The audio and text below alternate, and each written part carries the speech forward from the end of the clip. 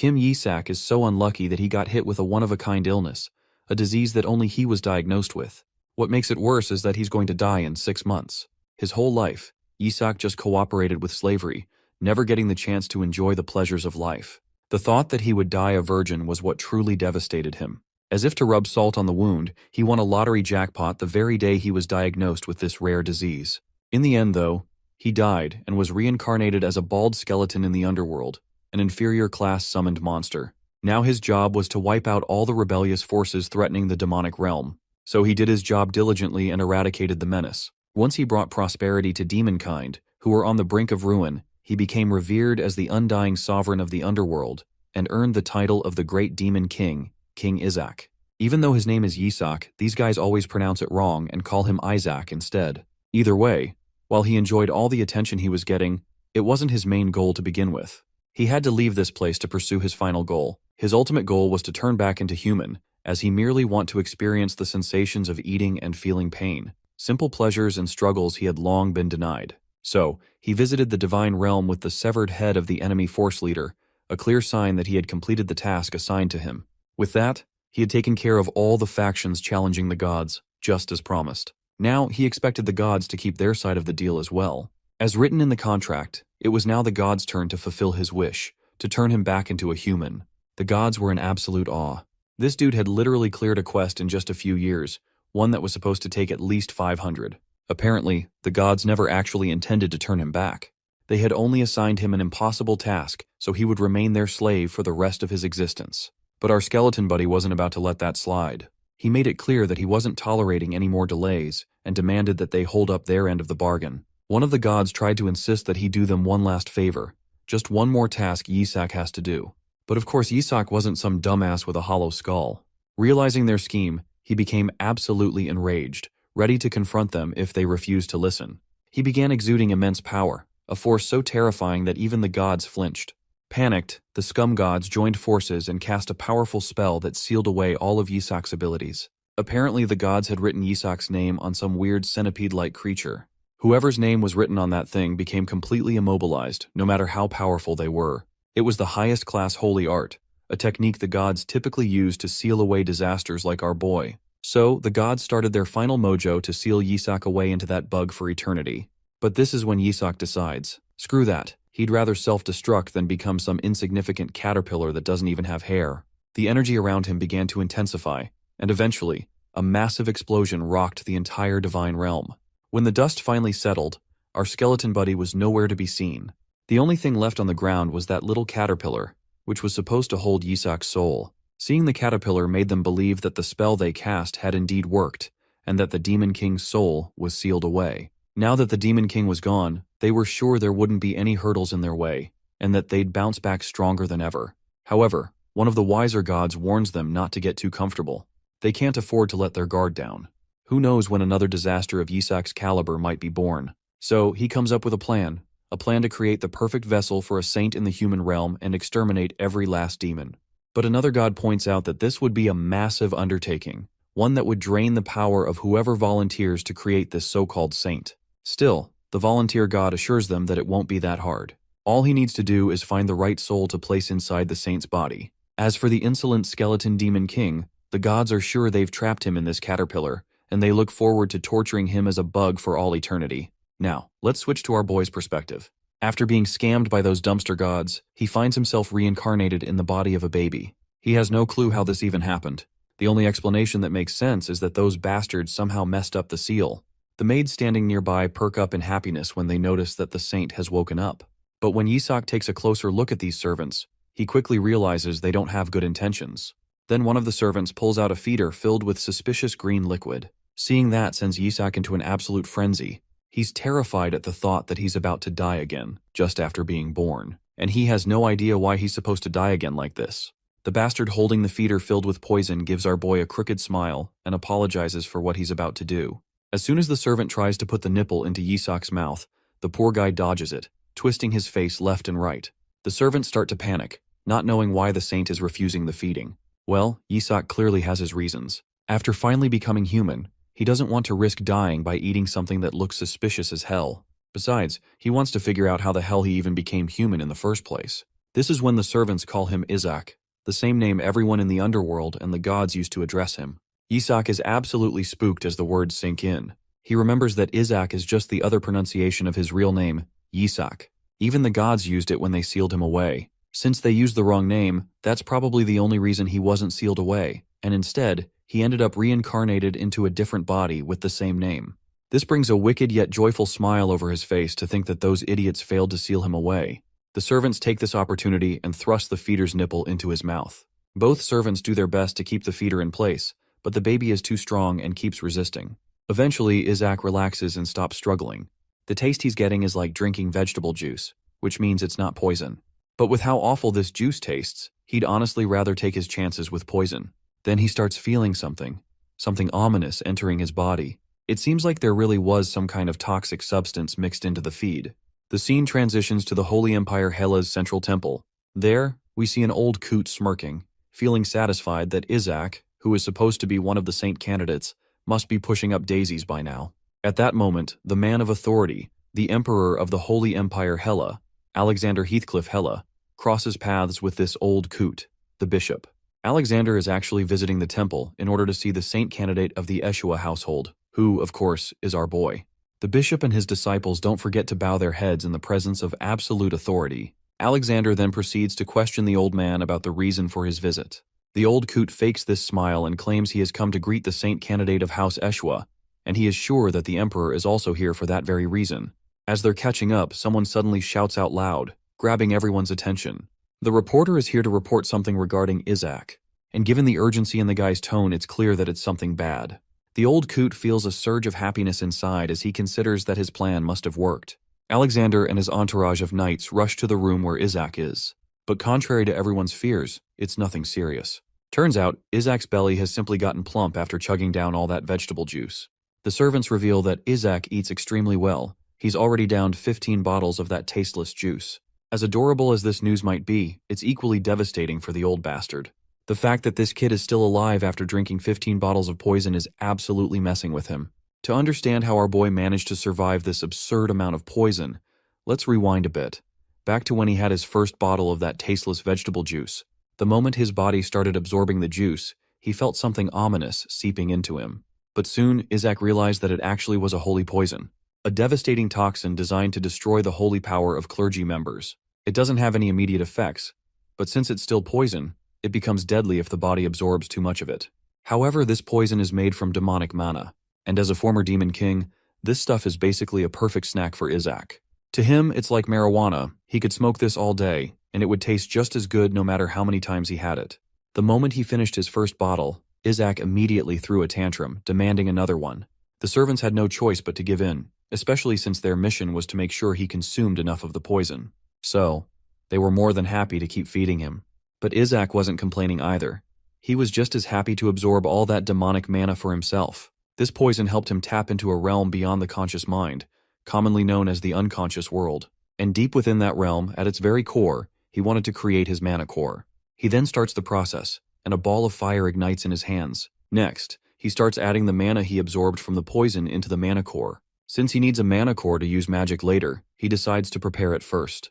But his experiment goes terribly wrong when the mana explodes. Once the explosion subsides, what he sees is far from normal. A mana core is supposed to be one of the 3 primary colors, but in his case, it's white.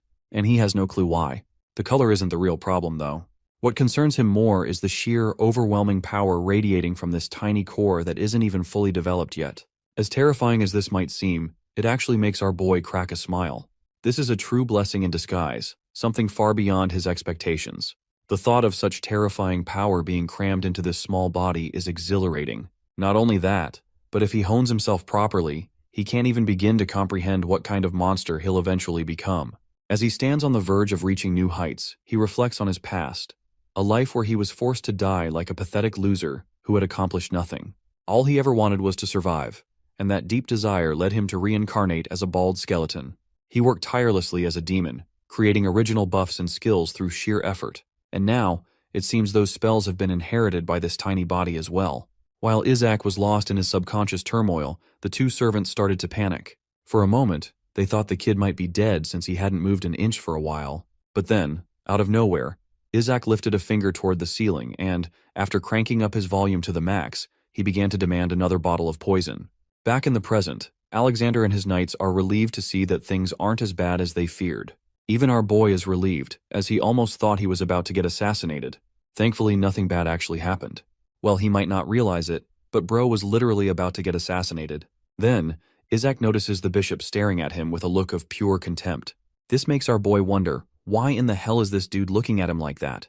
He thinks perhaps he ate too much, which is earning him these unnecessary glares. But he quickly shakes off the thought and decides to simply act like a kid. He doesn't want to overreact or act unnaturally in a way that might attract unwanted attention. So, he keeps playing the role of the clueless child while the old man fumes with barely contained rage. As far as the old coot is concerned, Isaac should be on the floor, coughing up blood, struggling for his last breath. Instead, this little brat is grinning from ear to ear, almost as if he's doing it just to mock him, and that is tweaking the hell out of this old man. A few days prior, at the headquarters of the Holy See, it was revealed that anyone bestowed with the title of saint would also gain control over the Holy Empire. And this golden-haired guy is not even the least bit happy about it. He's absolutely certain that the only reason all the noble families are so eager to declare one of their children as the saint is because of the power that comes with the title, and he desires to have this power all for himself. The same old coot, the bishop, assures his master that he'll take care of the other saint candidates, making sure there's no one left standing in the way. The golden-haired guy then inquires about some unpleasant rumors he's been hearing. According to the whispers, a new saint candidate has appeared from House Ishwa, the very household that has strong ties with the emperor. Well, it looks like they're talking about our boy. The bishop immediately tenses up, knowing full well that dealing with House Ishwa's saint candidate will be the biggest challenge yet. But nonetheless, he reassures his master that the kid will be dead long before the emperor even gets the chance to select him as the saint. But it looks like this golden boy is still not satisfied, so he orders the bishop to return to House Ishwa in order to verify the corpse of the saint candidate and report back. This golden-haired guy is none other than Cardinal Harry Barrett, the head of House Barrett. His main agenda is to eliminate every other saint candidate from rival families, ensuring that the next saint comes from his own house, House Barrett.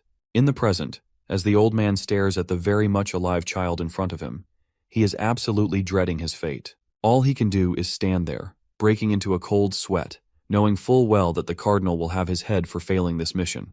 Meanwhile, Alexander is thoroughly intrigued by Isaac's striking platinum blonde hair. It reminds him of the empire's founder, who had the same hair color.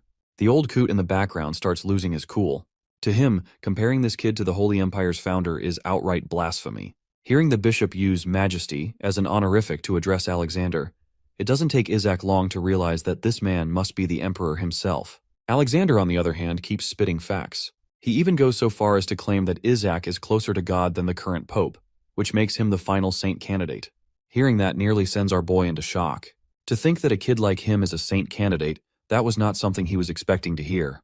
The bishop, of course, is not happy about this at all. The emperor is starting to favor our boy, and this old bastard just can't allow that to happen. So, he makes a move. He turns to Alexander and requests permission to inspect the child himself. He argues that something about the boy is unnatural.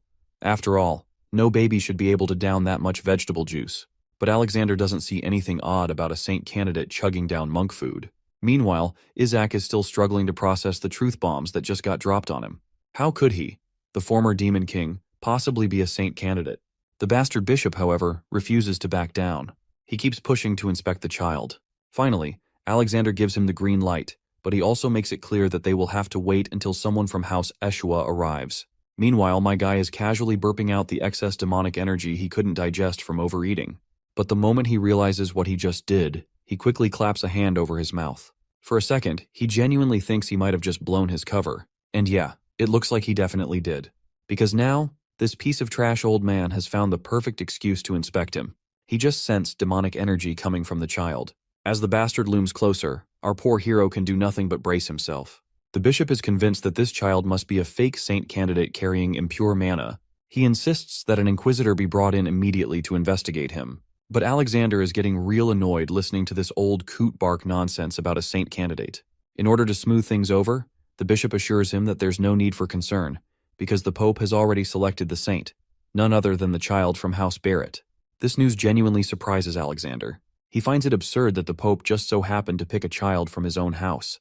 And finally, it all clicks for Isaac as to why this old bastard is trying to assassinate him. Seizing his chance, the bishop scoops Isaac up into his arms, claiming that he needs to take the child to a priest and summon an inquisitor for further inspection. But before he can get very far, the emperor stops him.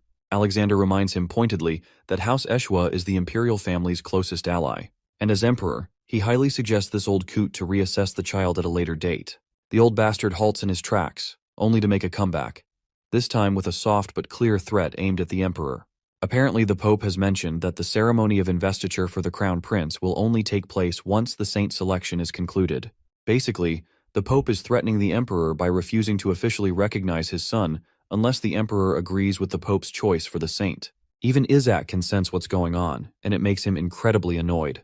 While he has no intention of becoming the saint candidate because it would attract unwanted attention and jeopardize his true identity, he also can't let the inspection go through. It might reveal his real identity as a demon. Then, an idea sparks in his tiny mind, a plan to turn the situation to his advantage. He infuses the feeder bottle he's holding with mana and strikes the old bastard across the face hard enough to break his teeth, sending blood leaking from his mouth. The broken teeth fly through the air as Isaac acts like a little child just playing around. The old man struggles to comprehend how something so simple could hurt so much. But Isaac just keeps playing the role of the cute, innocent child. Seeing the sheer strength of this boy, the emperor declares that this child must truly be the saint. Even the old man is clueless as to where all this holy power is coming from. Isaac doesn't stop there. He swings the bottle again and lands another brutal hit, and further continues his relentless barrage, one strike after another. It's safe to say this is one of the worst days the old bastard's had in a while. Meanwhile, the emperor is enjoying every moment of this, thoroughly pleased to see such a capable candidate for the title of saint. Isaac, on the other hand, makes sure to strengthen the bottle with magic and delivers one last hit to seal the deal. But suddenly, he senses something unusual about his own powers. Every time he uses mana, he can sense a faint amount of holy power as well. You see, mana and holy power are incompatible and can't normally be used together. The only explanation for this odd occurrence is the influence of the mana core now residing inside him. The old man finally grabs the feeder bottle, throwing it away in a fit of rage, declaring that the baby is a heretic and that they must immediately use the holy exorcism art. To put the final nail in the coffin, Isaac reaches into the old man's jacket and pulls out a creepy hand. Seeing this hand in public leaves the old man utterly devastated. He knows he's in real trouble now. Here's the context. This hand is actually the corpse of a high-ranking demon sealed away. In other words, it's a totem. The totem is an artifact that utilizes the characteristics of demons, who consume the corpses of other demons to absorb their mana. Isaac has kept this totem on him at all times, just in case he ever encounters demons. The old man completely loses his shit when he realizes this kid even knows about the totem. Isaac proceeds to throw the totem on the floor, making it visible for everyone to see. As soon as the totem touches the ground, Isaac snaps his fingers, and the demonic monster inside is unleashed. While the onlookers are absolutely shocked, my guy is rocked. It's a true dab moment for him. The discovery of the Shadow Lich catches the Emperor on high alert. He roars at the bishop of the Barrett family to have summoned a demon inside their temple. The bishop attempts to pin the blame on the child, accusing him of taking out the totem.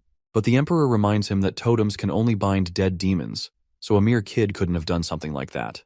Quickly, the Emperor orders his men to protect the child from the demon and the bishop.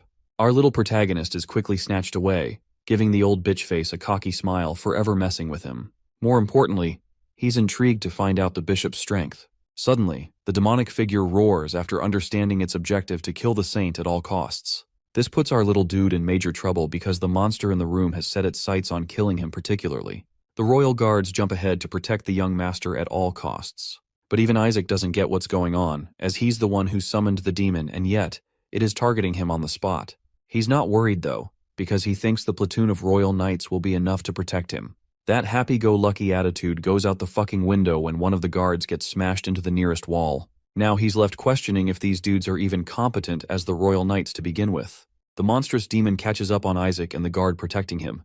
This creature seems adamant on achieving its goal to save the imprisoned king for some reason. The guard holding him is scared shitless as more of his friends are getting tossed around like toys. Isaac realizes he must intervene, and he easily can, as no one will notice the use of his mana in the chaotic movement.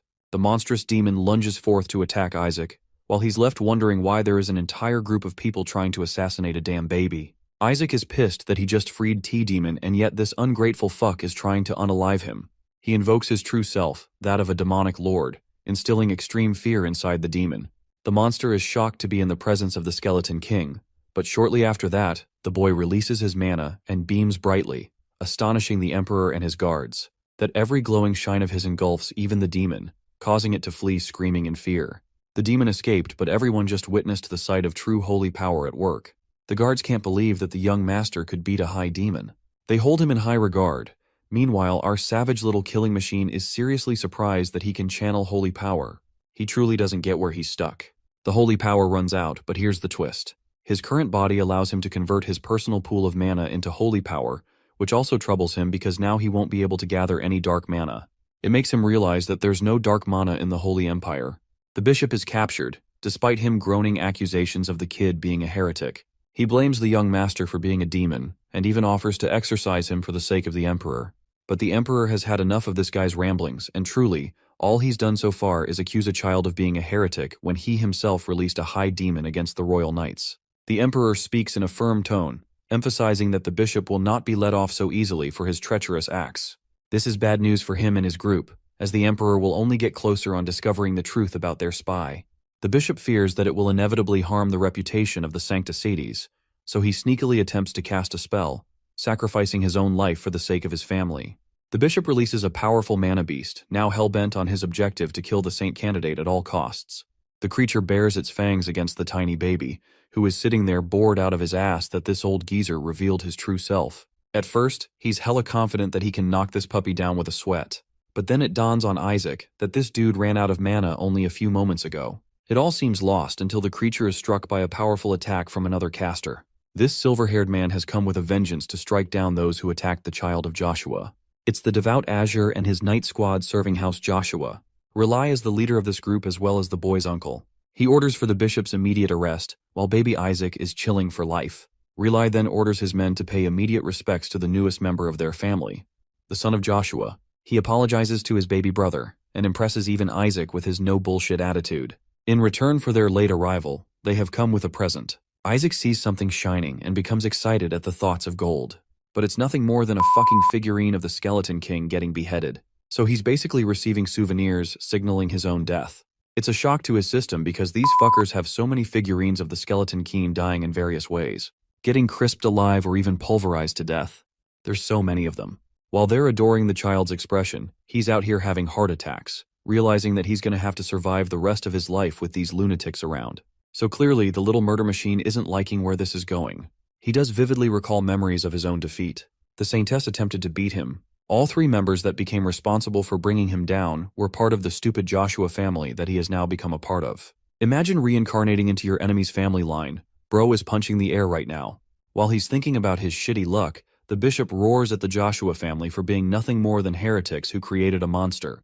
The old geezer has made it his life's goal to reveal Isaac's true identity. He promises to annihilate the Joshuas by his hand, but that's enough of his yapping.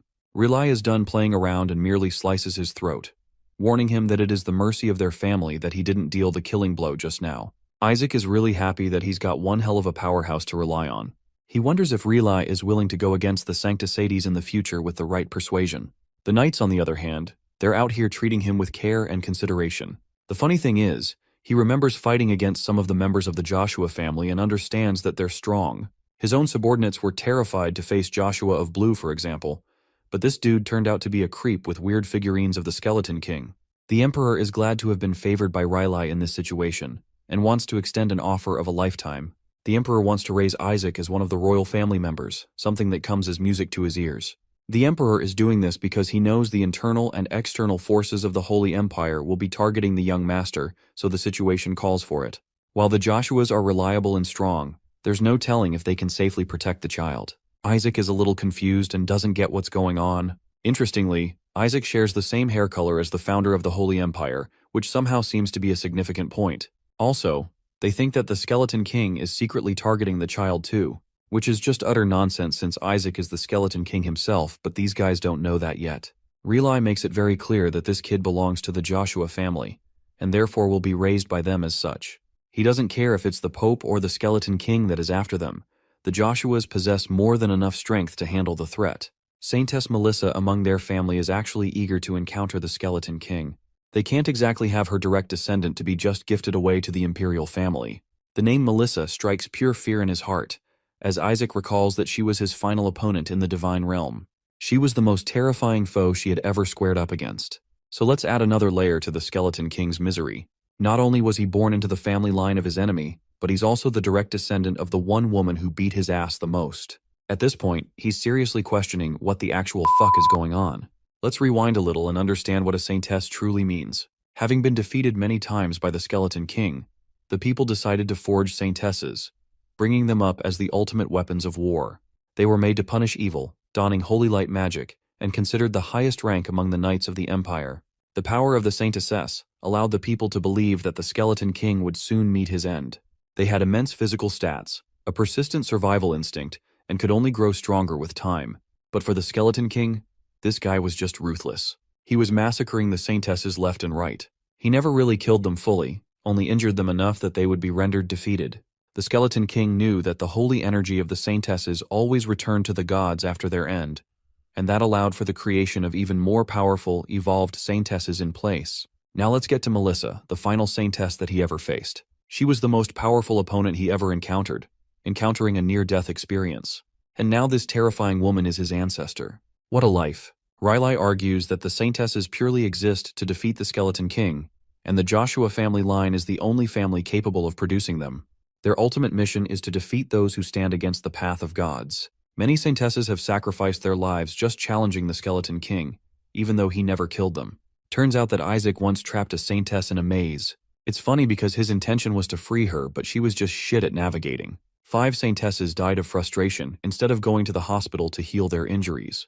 Riley comforts the child, reminding him that they'll do everything to protect him even if he's cursed. But in reality, Isaac is punching the air because he's the one suffering the most. Riley wants the child to have only one purpose, and that is for him to turn out anything other than the Skeleton King. Which is pretty fucking hilarious considering this is the baby version of their same damn arch-nemesis. Isaac apologizes for having crushed his parents' dreams by literally existing. The Emperor wants Riley to use his head, reminding him that the Skeleton King had been done away with for more than a century now. This is how Isaac learns that he reincarnated a while into the future, and that means he doesn't have Melissa to fear anymore. From that time, the Demonkin continued to prosper. The Emperor argues that Isaac's powers are more important to the Imperial family more than anything. Also, the Emperor highlights that there aren't even any saintesses from the Joshua family line in service at present. It's been 1 year ever since Isaac came into this world, only for his parents to disappear into thin air. Bro, they really said fuck you to their kid and left. Isaac's received 8 different shocking realizations today, and learning that his mother was the head saint of the family makes it all the more worse. He thinks it's all over for him. Also, remember when this idiot assumed that Melissa is dead? Turns out that persistent saintess is also alive and she's still kicking ass. The dude seriously can't believe that she lived for nearly 2 centuries. He's having a headache, and even the Emperor is surprised seeing the child so distraught. Isaac thinks his life is actually ruined if his lifelong enemy is alive and well. He's going to get eviscerated the second she uncovers his true identity as the Skeleton King. He really doesn't want a piece of her at his age, so he pulls out the only move at his disposal. Isaac chooses the Imperial family and such cuteness that even he is swooned. Riley tries to play his cards and defends that Isaac is just being friendly, but the Emperor is adamant in raising him as his own, as the Imperial family's got plenty of privileges for the child to offer. The Joshua family is known for its saintesses, but they don't have experience actually raising saints. The boy is eventually going to become a demon slayer exorcist, which is why Riley argues that the Joshuas are more fitting of his caliber. They're literally pulling a 1-year-old apart from each end, arguing like children while Isaac is about to get sacrificed in this funny scene. Bro is literally hanging on and really wants to become a part of the Imperial family to save himself. He strongly believes that the Emperor is his best bet, as he offers the most security for his life.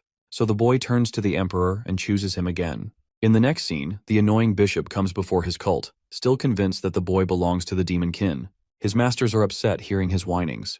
They merely can't accept the ridiculous idea that the power of light was channeled by a demonic child. The bishop mentions the use of mana and that he saw it before his eyes. But the Sancta Sedes group has already made up its mind. They waste no efforts in slicing his head clean, deeming it as a punishment for his blasphemous claims. The leader is uninterested in leading an attack squad, believing that the Emperor is going to take Isaac anyway. And then, they'll have more than enough chances to deal with the boy. Only this time, they'll make it personal that he dies. Meanwhile, Isaac learns that he ended up getting taken by the Joshua family. Let's recap what happened a few days earlier. A beam of light distracted them all, while Riley surprisingly gave up ownership over their child, stating that it would be an unworthy place for Isaac to grow up in. Also, it's here he comes to learn that the Joshua family actually possesses the damn corpse of the Skeleton King. His precious body has been snatched and mentioned so late. All of a sudden, Isaac grabs Riley's finger, switching up his plans, and this time aiming to go with the Joshua family. His adorable smile is enough to swoon the older brother. And that's how he ended up pairing with Tay Joshua family instead of the royal one. It's not the best thing ever, as he's getting dragged to the military just to try his best on stealing his previous body. That body of his was refined with mana to the point that it challenged even the strength of gods. If he can retrieve it safely, he's gonna be on the top of the world again. Also, he's never seen the light of desire to survive shine at an alarming rate. It came from Riley, which means he's being signaled that the Joshua family is somehow a better chance at his survival. Still, there are questions regarding the Pope's forces specifically targeting Isaac, something even he has no clue about. Turns out there was a recent prophecy from the gods, which stated that a saint will become the child of the gods. That also implies that Isaac is in line to become the next pope, which is bad news for the Barrett family. It's the kind of development that the Skeleton King seriously wasn't expecting. The pope is supposed to be the strongest cleric, the only one capable of using 10th rank holy spells. This dude is equal to the status of a king with his own army of holy knights. His authority is as close as the emperor's. For millennia, the Barrett family has produced popes, which makes sense that they're going batshit crazy that a saint from the Joshua family is about to take their place. Suddenly, the coachman comes to inform Riley that they've run into a problem. A certain group of men are restricting access to the duchy. Enraged, Riley howls at them for not recognizing the crest of the Joshua family. This evil group actually turned out to be demonic and evil, and their purpose is to eliminate the child of the saintess at all cost. Isaac certainly wasn't expecting his life to take yet another turn and questions what the fuck is wrong with the new Demon King. The Demonkin forces warn them about their mighty king's orders to slay saints and saintesses on the spot. This confirms his suspicions that a new king has usurped the Skeleton King's previous orders. And that is why they are required to kill the saint at all cost, not knowing that they're targeting their very own demon lord from the past. They're happy to spare their lives as long as they surrender the child. But to that, Riley fucking thunderbolts one of them to ashes, pissed that they could say such words against an exorcist of Joshua. Pointing his blade, Riley declares that the Joshua household will not rest until all evil beings are vanquished from this world. He and the rest of his group prepare their swords, ready to send the demons back to freaking hell. As for the Skeleton King, Riley is amused at the thought of him using his mere underlings to seize his body. The Demonkin monsters attempt to strike them down after being provoked. To guarantee the young master's safety, Isaac is escorted by one of the guards away from the battlefield. He's baffled to hear what happened just now. If he's the Skeleton King, then who's the new guy impersonating his identity? Isaac is placed in a bush and protected by a barrier. It's such a powerful barrier that high-ranking demons won't be able to penetrate. Isaac's glad that nothing can jeopardize his safety, but it also implies he's stuck on the inside for good. So he aims to correct that by activating his magic release. Bro meditates into the cosmos like some galactic overpowered baby and calls forth the one who watches. This demonic spirit appears to greet its master, but Isaac quiets him down so he doesn't blow things up. The spirit is eager to serve his master after being called after a long time. This is actually supposed to be a detection spell, but it bears a conscience of its own. He was made for the purpose of detecting magic and painful analysis. The spirit congratulates the Skeleton King for successfully manipulating and taking control of the body of a child. He thinks Bro willingly chose to get stuck inside a baby's body because he's just that evil. The spirit is enraged that they trapped him in a powerful barrier and brought insult to his master. Isaac's done with his bantering and tells him to activate his detection magic at once. The demon spirit begins scouting within 100 meters, sensing a total of 88 enemy monsters. They're weak as shit compared to Isaac though, but he's worried that such a number is crazy for a battle like this. It's going to get difficult for him if the security for this territory becomes tightened, as it will pose trouble to Isaac's own forces in the future. That's why he wants to end this fight quickly before getting caught. So now, he's risking to activate every last bit of his mana for a single move. Interestingly, he learns that the enemy numbers are getting obliterated at an alarming rate. There are only 31 left, and then reduced to 13. Isaac wonders what's going on. In the battlefield, only 4 Demonkin soldiers remain, while Riley is made alert of an incoming monster. The Demonkin soldiers are happy to have been joined by a powerful ally as they can now kill the saint. To everyone's surprise, this new enemy kills the Demonkin soldier, which leads to the destruction of all the Demonkin soldiers there. The Shadow Lich, the same demon who attacked Isaac before, has arrived. And this monster is as pissed as ever that the Demonkin bastards tried hurting his master. You see, from their previous encounter, the Shadow Lich already knows about Isaac's identity. That's exactly the troublesome part for our little murder machine. The Shadow Lich is adamant in protecting its master, insulted by the fact that his king was trapped inside the body of a child. Isaac managed to free him after all, so now he's suddenly loyal to the guy. The monster stares at Joshua's line of defenses. Even Riley is confused as to what's going on. The humans were thankfully unable to understand his language, otherwise Isaac would be getting slaughtered here. The Shadow Lich has figured out his identity, and while that is commendable, it has compelled the human forces to target the Shadow Lich. The baby cries out from the barrier, catching the attention of the knights. He promises to return to Isaac soon, and for the Shadow Lich, this dude is swooning in affection that his master recognized him. The Shadow Lich ignores all of them and targets Isaac, but Riley and his men don't understand that the Shadow Lich means no harm to the child. He's just pissed that they sealed him in a tiny barrier. Meanwhile, Isaac instructs the demon to break the barrier, which it shatters with a single fucking smash, fulfilling the king's order. With the barrier penetrated, Riley and his men are losing their shit. But Isaac is having the time of his life reuniting with the Shadow Lich. Next, he actually double-crosses the Shadow Lich by sealing him inside the totem, much to his disappointment and confusion. Seeing this feat being performed by a damn child, Riley is questioning what the hell just happened. They just witnessed the boy turning a high demon into a totem. Shortly after his accomplishment, the knights praise him in glory for having used a holy spell. In reality, the kid used mana to seal the Shadow Lich. But Riley doesn't know that. He just thinks that a high-level holy spell was casted, and yet no power leaked out. They think the young master acted out of urgency of the situation, believing that Isaac was the most threatening force to the Shadow Lich at the time. They sing praises of the young master's glory and his future as a saint. But Riley is troubled in deep thought, not knowing why the demonkin forces are targeting the child. At this rate, he knows that something is special about this boy, but it's the fact that Isaac is a child that bothers him. Riley configures his thoughts and strengthens his resolve. The leader of the Blue Division wants to protect Isaac's future with his life. This is great news to Riley, who realizes that he's been naive all along. He was afraid of the Skeleton King's curse, but this boy seems destined to raise the honor of the Joshua family name. He grabs the boy and promises to teach the kid lots of things to become an incredible holy knight. Isaac happily smiles, but on the inside, he's secretly plotting his objective to retrieve his original body. Riley promises to protect him no matter how short his life is, spreading the boy's name across the continent. Isaac wants him to rewind to the part where he mentioned the shortness of his life. Anyway, let's skip ahead to Joshua Duchy, Isaac's safe haven, which is decorated with beauty all over the place. Isaac feels fucking betrayed that these guys are actually living the wealthiest damn life imaginable. When back at his place, the demonkin was starved for resources. He had to assume responsibility for them and keep them well fed. The detection spell even confirms that even a few of these sculptures are worth 10 Demon King castles, so their wealth is like Elon Musk's levels of wealth. Riley places the boy in his tiny casket.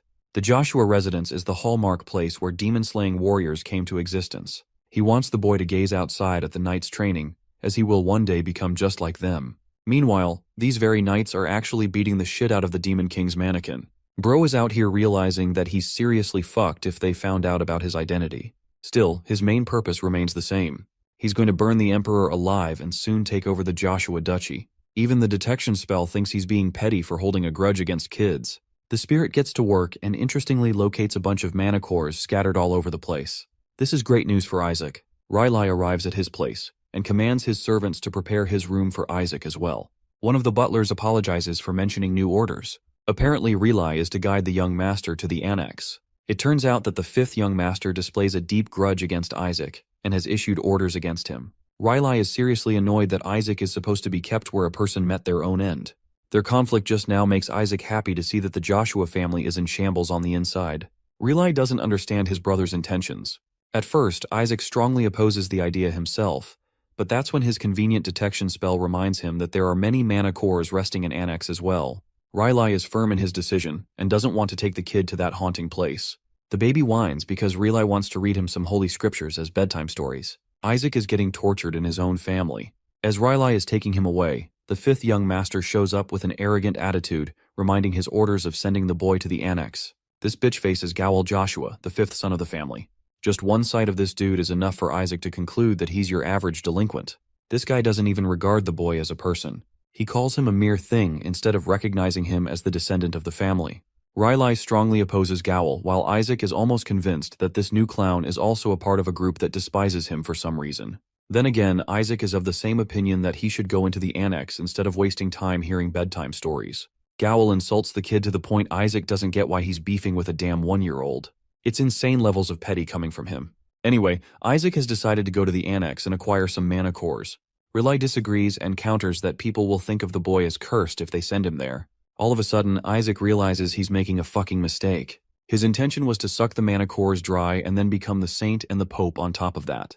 Then finally he would be able to take revenge against the gods. Gowl points out how a demon specifically came to target the child, which means he's probably already cursed. The leader of the Blue Division counters that it was Isaac's involvement that led to the demon's defeat. They all mention his special saintly powers, but Gowl is unfazed and doesn't give a shit. He calls the baby a pile of garbage, continually upsetting the boy as the argument goes on. The detection spell even thinks that Isaac should sneakily rain down a bunch of meteors on this guy's ass to teach him a lesson. Gowl is okay with them calling the Joshua descendant a saint, but he wants to politely remind them of the family crest. He thinks it would be useful to get the child to revive the one thing that their Lord loves dearly. The holy tree died thanks to the mana of the powerful demons. Gowl believes that the boy should be capable of reviving the tree if he truly does possess powers of a saint. He's provoking Riley, who thinks the guy has gone crazy. Isaac is convinced that Melissa left behind some psychopathic descendants behind her back.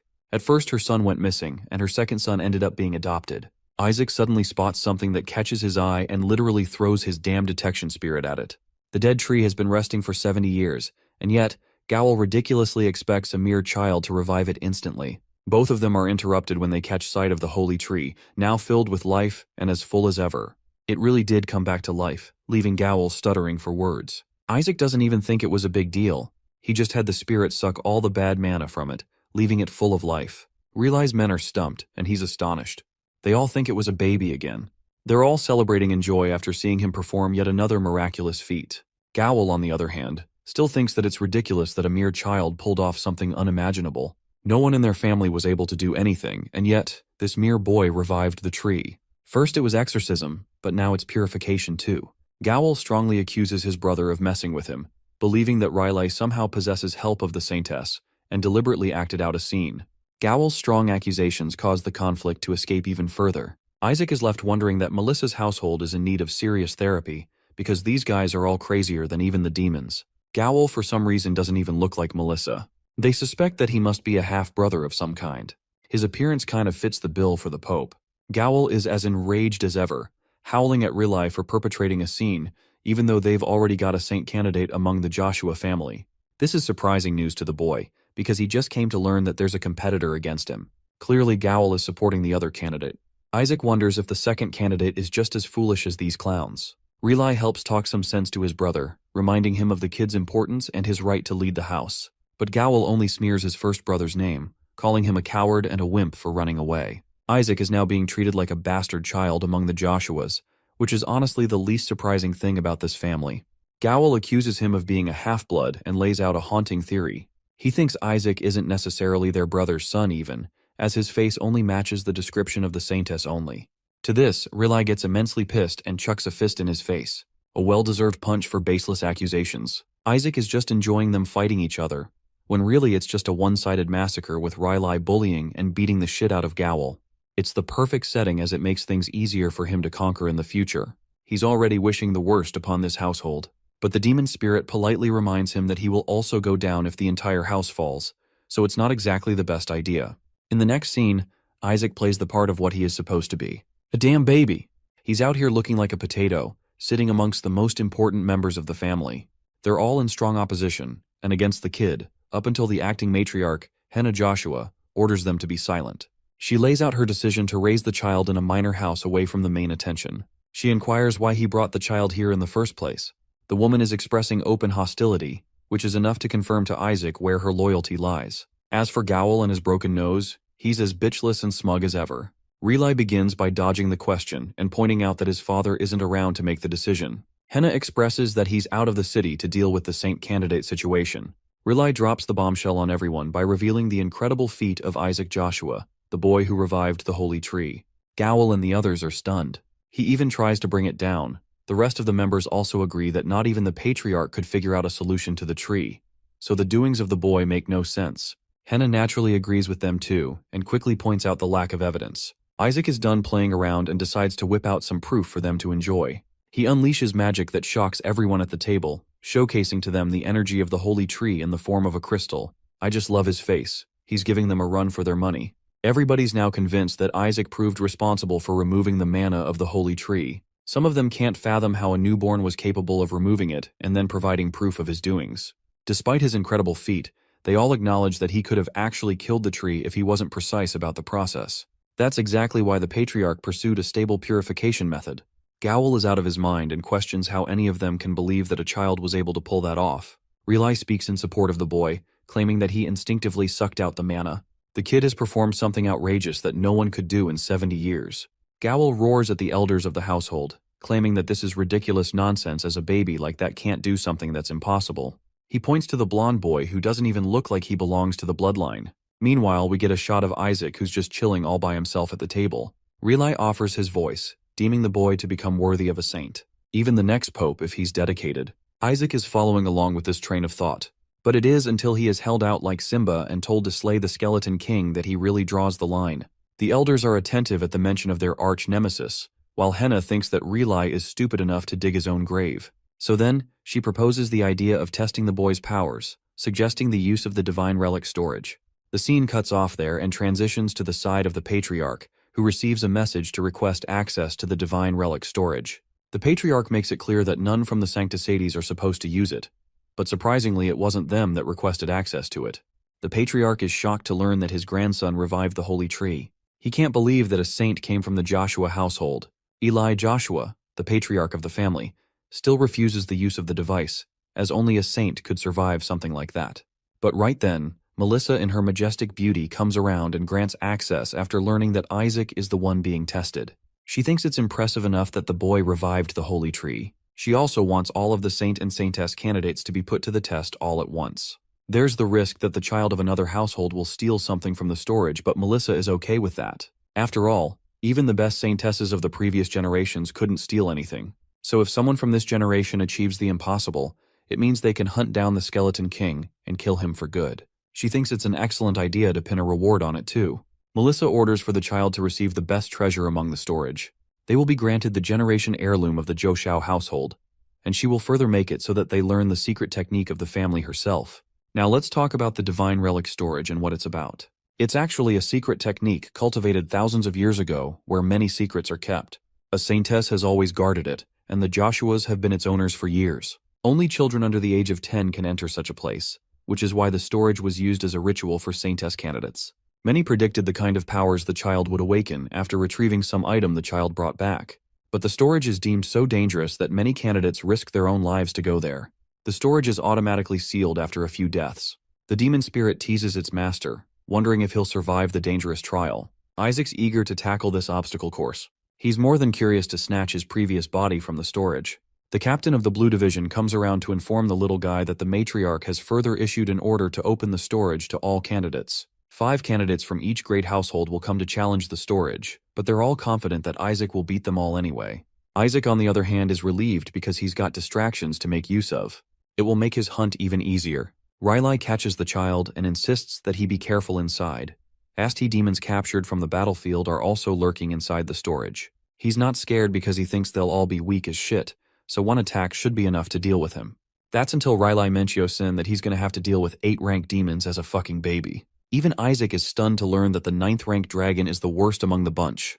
The demon spirit is convinced that the Joshua family is completely insane. They've shoved a fucking dragon in a storage where babies are supposed to go improve themselves. The demon spirit thinks it's okay since his master has a wealth of knowledge regarding dragons. Or that is what he thought, because Isaac is scared shitless and biting his nail in fear. His history comes with scamming a bunch of dragons and selling them off. So now, the dragons bear a grudge against him, they'll instantly recognize his soul.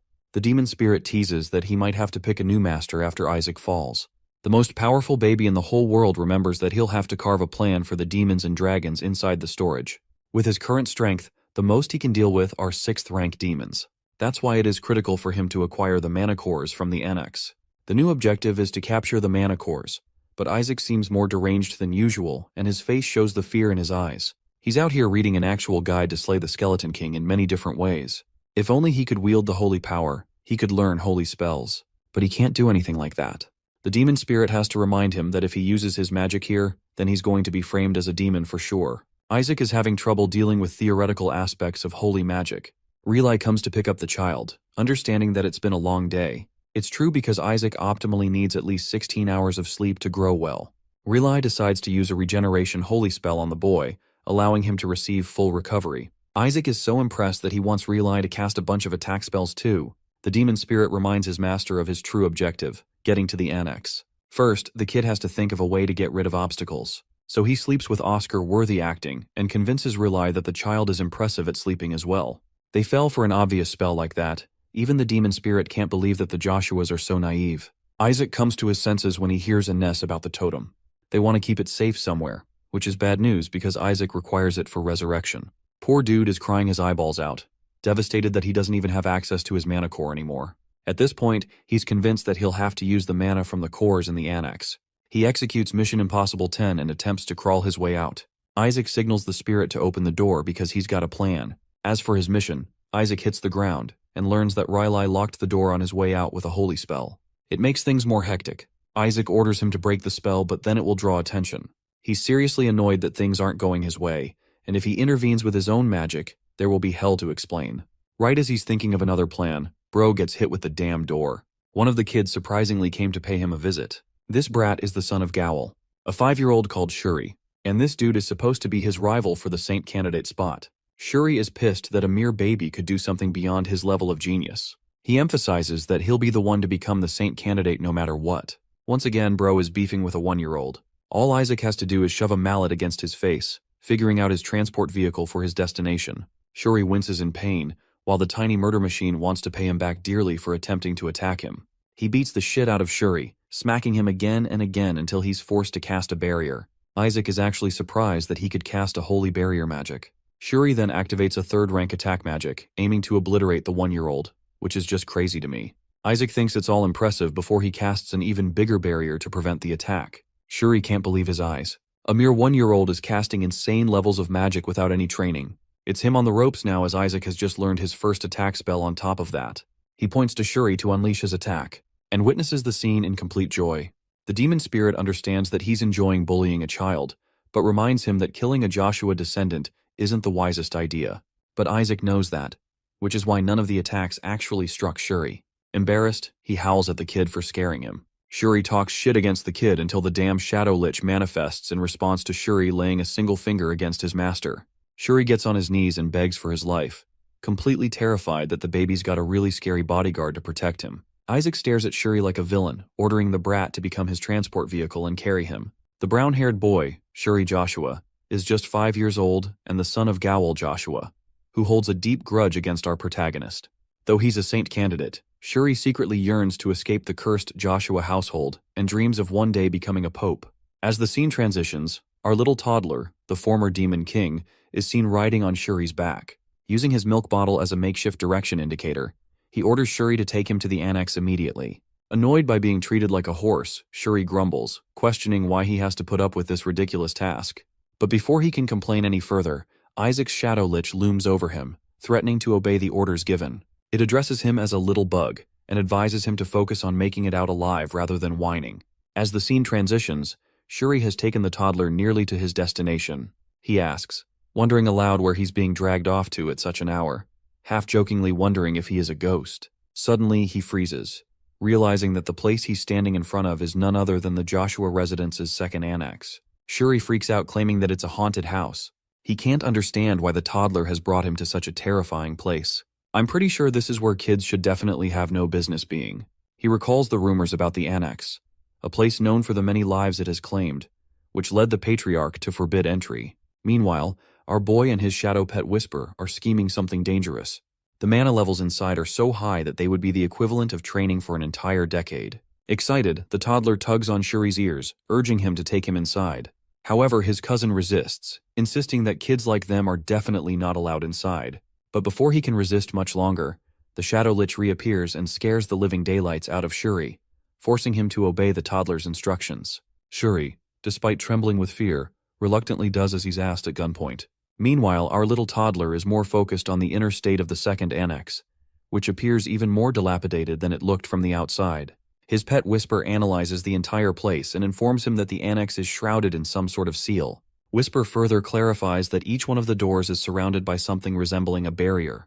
This revelation leaves our toddler disappointed, as he was hoping for a clear path. Meanwhile, Shuri, still panicking, insists they should leave, pointing out that everything is locked and sealed. But this is Isaac we're talking about, and as expected, the toddler refuses to give up at any cost. In frustration, he yanks on poor Shuri's poop-brown hair. After a brief pause, the two happen to notice the paintings hanging on the walls. Shuri shares with his baby master that they belong to the past patriarchs. Sensing his cousin's motivation, our boy asks if Shuri plans on going after the patriarch position too. So after he calms down a bit, the boy confidently boasts that he will undoubtedly be the next patriarch. In the meantime, Isaac comes up with a plan.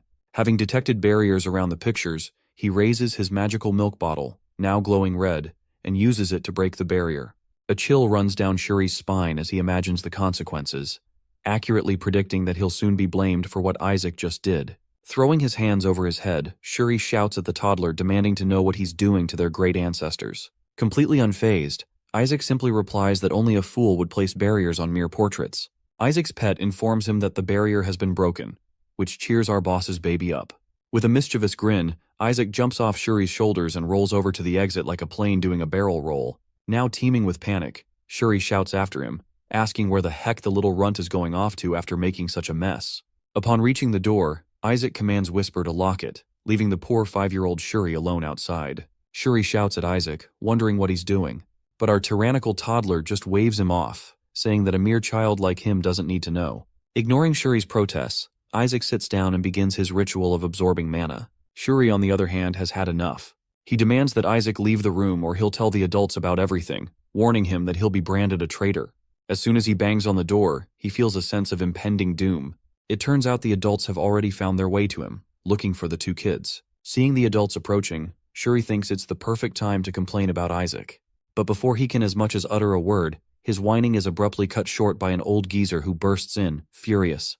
The elder scolds Shuri for entering the forbidden place, no matter what his reasons are. Shuri's face pales as the old woman scolds him for acting so immature and bringing a toddler along with him. She accuses him of being reckless, reminding him that many people have seen him carrying the little boy on his back. Then she asks if the traces of holy magic she found in Isaac's room were all his doing. Shuri, caught off guard by the inquiries, can't find the words to defend himself. After all, no one would believe that it was all the work of a mere toddler. His silence only deepens the suspicion. Uncle Riley steps forward and rests his hand on Shuri's shoulder with a serious expression. He berates the boy, emphasizing that he's gone too far this time. In a calmer tone, he accuses Shuri of harassing a toddler who hasn't even stopped drinking his mother's milk. The uncle in shining armor then knocks on the door, asking Isaac if he is inside. This legend is actually asking a newborn if he got locked in. Anyway, when the door opens, they find our boy sitting inside wailing and seemingly petrified. The old lady quickly approaches him, deeply concerned about the little toddler left all alone, pitying the terrified poor thing. With his frustration reaching its peak, Shuri watches Isaac with growing rage and is unable to hold back any longer. He shouts with his seething rage boiling over, demanding an explanation. The old lady notices the sudden outburst and furrows her brow, wondering what could have caused such a reaction. She wonders if it is due to the chilly weather. Meanwhile, Isaac is perched comfortably in Riley's arms, blissfully unaware of the growing tension in the room. He relishes the magic he has absorbed, clenching his tiny paws in satisfaction. You see, the sheer quantity of mana he collected to juice his powers would normally take decades to accumulate. Having gathered up this much mana, he plans on using it efficiently for what he has been intending to. The following day after the shenanigans, Uncle Riley decides it's time to take action. He arrives at Isaac's room with a lady by his side and introduces her as his assistant. The noble lady steps forward and introduces herself as Asili Larcha. She conveniently also happens to be a holy knight from the Joshua household. Finishing up her intro, she bows gracefully before Isaac and pledges to serve him with her whole heart until her last breath. Our little toddler wonders if this is the result of the previous night's events. He puts on his best baby ghost act and asks the lady to leave his sight. The situation quickly grows a bit awkward for our boy, but she doesn't back down. Her face turns a shade of red as she shyly asks if she can pinch Isaac's cheek. Isaac can't help but wonder what this lady is up to, especially considering the strange characters that fill his household. In the meantime, Uncle Riley reaches into his inner coat pocket. He pulls out a ring and presents it to Isaac as a special gift from his uncle. The toddler looks at the simple ring and wonders if Uncle Riley fished it out of a random dumpster. After taking a closer look at its quality, our boy and his pet come to the conclusion that the Joshua household must be facing some serious crisis. However, the lady assistant catches a glimpse of the ring and asks if it happens to be the Saintess's heirloom, a treasure reserved for only a select few. Uncle Riley pats Isaac on the head, proudly sharing with him that he personally requested the item for his first birthday from the council. The toddler wonders if the ring is the real deal. As far as he can recall, this was the exact same item the Saintess used during their battle. Known as the Elder Ring, this treasure holds powers that are said to stretch beyond this world. With this newfound knowledge, our boy can't help but get excited about the holy power locked inside the ring. He knows the ring will likely break if he uses it more than twice, but as the former Skeleton King, he's already thought of a way to repair it. His doubts about whether the ring is authentic are quickly confirmed when Uncle Gowl Joshua looks at it with an expression that clearly shows jealousy. Without wasting a moment, the jealous prick steps closer to Isaac, calling him his cute little nephew. It's obvious that Uncle Gowl has ulterior motives and plans on stealing Isaac's ring. He starts by warming up to Isaac, just like when he would sweet-talk his daddy when asking for something. Isaac wonders if the man has completely lost it. Meanwhile, the uncle is caught up in a situation that's much more complicated than he expected. In reality, he is the one responsible for breaking the blessing device that Isaac was supposed to receive. He made sure Isaac wouldn't get his hands on it. What he had never anticipated, though, was that Riley would go so far as to provide the Saintess's heirloom as compensation. Before Isaac even touched the ring, Gowl did everything he could to convince the old lady to give it to Shuri, but all his efforts were in vain. No matter what he said or did, the old hag flatly refused, telling him not to be greedy. Gowl grinds his teeth in frustration, thinking that no one could ever understand the true value of the ring. He argues with Riley, insisting that if he really wanted to give his nephew a gift, he should have chosen something decent instead of this useless piece of junk. However, Riley seems firmly opposed to this idea and counters that the ring is anything but useless. Gowl then responds by saying that Isaac is incredibly precious to him, and that he would never give him something as worthless as this. With a sly grin, he pulls out another ring and shows it to his nephew. He proudly claims that this ring is imbued with magic beyond this world and comes directly from the Holy See, also known as the Sancta Satis. Gowl goes on to explain that this relic is capable of storing things and is an incredibly rare item that Riley could never have gotten for Isaac. He then brings the ring close to Isaac, hoping the toddler would trade the other ring for it, but instead the infant slaps his hand away. The toddler dismisses the new ring as just a worthless piece of junk and proudly proves Gowl wrong by declaring that he couldn't outsmart him. To emphasize his point, he even tosses the ring away, finding it utterly useless. Watching all this unfold, Riley can't help but wonder why his nephew chose the ring he gave him over the one that looked at least 1,000 times more valuable. Thrilled by Isaac's choice, Riley tosses his nephew into the air with excitement. Meanwhile, Uncle Gowl is desperately having his servants search the water for his supposed invaluable ring. The little toddler soaring in the air feels optimistic, knowing they'll never find it since he cast weight magic on it. Clearly impressed by Isaac, his pet praises him for always living up to expectations. But his mood shifts when Isaac casually tells him to pick it up at dawn. Meanwhile, Uncle Gowl is in full meltdown mode, crying and shouting in frustration because his precious fortune ring is gone, and none of his men can find it. The scene shifts to Uncle Gowl slamming his fist on the table in his room, seething with frustration. He argues that the infant has no idea how expensive it was for him to acquire the storage ring. With a deep sigh, he pushes the thought aside, hoping that Isaac would never be able to use the Elder Ring properly. Gowl convinces himself that the toddler would never manage to use its power, as he would need to absorb at least 20 people's worth of holy power to do so. He laughs at the idea, convinced it's impossible for the kid. Mocking Isaac further, he predicts that not even 10 people will attend his birthday ceremony. However, the next day, things take an unexpected turn. The place is completely packed with people, around 4,000 in total. Among them are over 148 saint candidates. It turns out that all the ducal families, dozens of marquis families, and even the imperial majesty have gathered to attend the ceremony. Hearing about the overwhelming number of saint candidates, our boy feels a surge of irritation, wondering why there are so many, as if someone had just scattered them across the world like seeds in the wind. His uncle rests his chin in his hand, musing that he never expected such a massive crowd to gather here. As he tries to make sense of why so many people have shown up, his bestie, Count Simonage, suddenly appears. Without wasting a second, he asks what brought Simon here. With a grin, Simon explains that the rumor has spread far and wide, and there was no way he could miss out on something this big. Barrett goes on questioning how Riley could have possibly kept him confined to his house after everything the head of the Joshua household has risked. With a smirk, he drops another bombshell. The Pope's own family will be attending the ceremony. The toddler's uncle scoffs at the idea, calling it ridiculous since there is no way the Pope's family would bother showing up. Simon, however, doesn't hold back, throwing out a harsh truth about how deeply they detest commoners. His words hang heavy in the air, but before he can say more, Riley urgently warns him to keep his voice down, reminding him that even walls have ears. Simmons sees no reason to hold back, especially now that even his own kid Armin has been chosen as a saint candidate. Yet Riley still urges him to watch his words carefully. As their argument heats up, an unsettling presence creeps in. Bishop Barrett arrives without a sound, sending a wave of unease through the room. With a smug grin, he wastes no time mocking Riley, calling him weak and unworthy. The idea that someone like him could pull off such a grand event seems laughable in his eyes. His gaze then shifts to Riley's family, his words dripping with scorn. He wonders aloud whether the saint candidate has what it takes to bring any real honor to their name. Across the lands, it is common knowledge that boys of the esteemed Joshuas may have enchanting looks, yet they are seen as utterly useless. This reputation persists because others frequently seek to drain their power and win the favor of the Barrett family's popes by undermining these unfortunate children. A long-standing custom among outsiders involves slipping poisoned milk bottles into their hands under the guise of harmless pranks. The intent is clear. Lacing a baby's juice with a blend of toxins including holy poison is a surefire way to cripple his sacred power. This cruel trick usually turns innocent infants into tragic warnings for others, but this time the outcome is anything but expected. The children watching are left in stunned silence. Our hero is guzzling the poison-laced bottles as if they are nothing more than a refreshing drink. Each time he finishes one, he looks to the creeped-out saint candidates for more. He goes beyond simply drinking the poison. He terrorizes the saint candidates by hurling empty bottles at them, pushing them to the brink of tears. The children stand frozen in disbelief as their own peers terrorized by the tyrannical baby. Their whispers grow frantic as they try to make sense of the madness. He isn't even breaking a sweat after chugging an entire bottle spiked with diarrhea meds. One by one, their spirits crumble, realizing that not a single drop of poison has managed to faze the almighty baby. Amidst the growing despair, Shuri, the family's treasured heir, finds the whole thing utterly humiliating.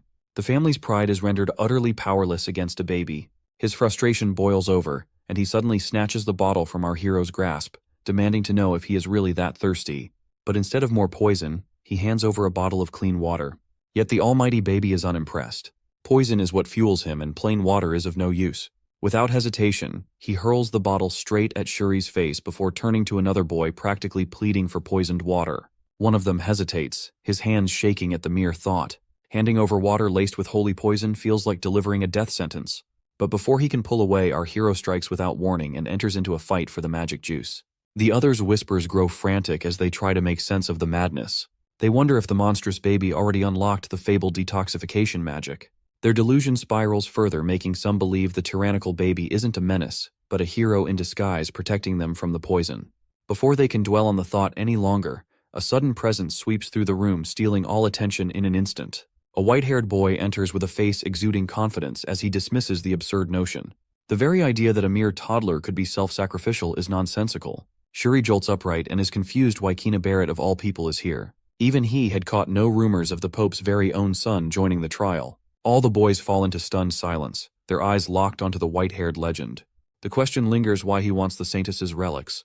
A wave of resignation washes over the candidates as realization dawns. If Keena Barrett has entered the trial, then there is no point in even trying.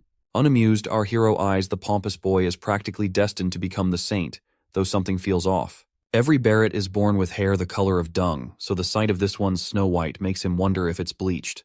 Before this thought can settle, the Barrett boy flashes a cheeky grin, brushing off any doubts. With unwavering confidence, he claims that his participation is perfectly justified. Since the Pope reigns over all, even the Saintess's relic storage ultimately belongs to his family. His laughter rings through the room, carrying the arrogance of someone who sees himself as untouchable. To him, this is merely reclaiming what is rightfully his. Sipping his water, our smug baby watches the display with amusement over the boy's giant ego. Yet underneath all that bravado lies something genuinely impressive. He is rather surprised to discover Keena's immense holy power reserves that surpass the bishop by a landslide.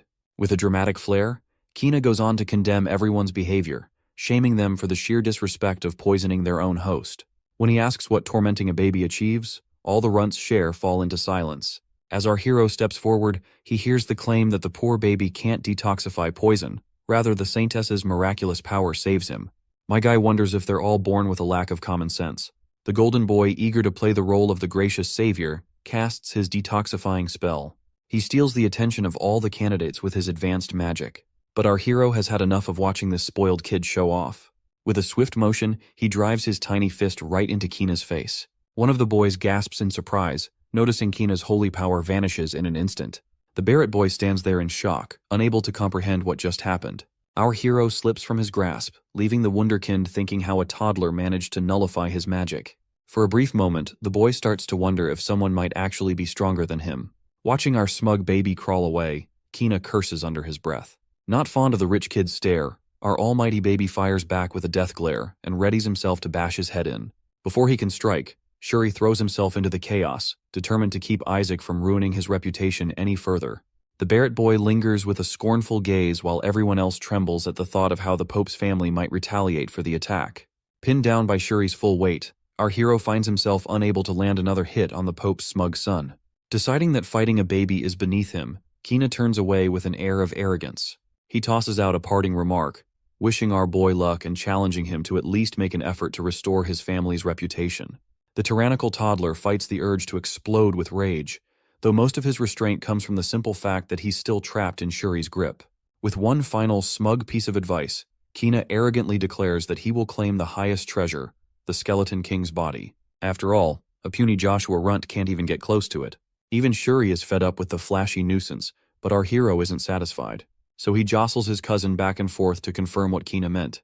Unfamiliar with baby knees, the boy crouches in confusion as he's shaken back and forth. Suddenly, his eyes widen in shock as he remembers something. Melissa promised to teach her secret technique to whoever brings back the Skeleton King's remains. The realization hits our hero like a ton of bricks. He curses his mother for putting a bounty on his majestic bony body. After a while, the chaos finally settles and all the saint candidates gather waiting for the trial to begin. Bored out of his mind, our hero drifts into memories of his glory days as the Skeleton King, when his body was packed with centuries of mana. All he wishes for now is to regain that power, but the greedy kids around him have become a barrier to that. The agitated baby flings his bottle aside, ready to crush anyone who dares block his path. Shuri shudders upon seemingly understanding his intentions. Just then, a robed man from the Holy Seas steps forward, instructing the candidates to follow his orders. Gathering the kids together, he begins a long, drawn-out history lecture. Our almighty baby is unimpressed, seeing it as a pointless waste of time and decides to leave on his own. Shuri tries to stop him, but with just a flick of his tiny foot, our hero blasts off faster than a cannonball. The loud boom draws everyone's attention, and Shuri stands there utterly baffled, unsure what to think. Meanwhile, our hero activates the spell he recently learned, High-Speed Stride, to zip right into the restricted zone. The history teacher frantically shouts at the almighty baby to stop, warning that the area is filled with traps. It takes a moment for everyone to process the situation before an all-out chase begins for the supersonic baby. Meanwhile, in the Joshua Mansion's banquet hall, a concerned Aceli expresses her worry about our hero. It seems everyone has gathered around a magical globe, watching the trial unfold. The commentator announces that they've tapped into the interior with familiars that track each candidate's movements in real time. Relai and the other nobles are taken aback when they hear that the first door has already opened. To their surprise, in third place is Armon, the son of Relai's loudmouthed friend. Then there's Shuri Joshua, who comes in second.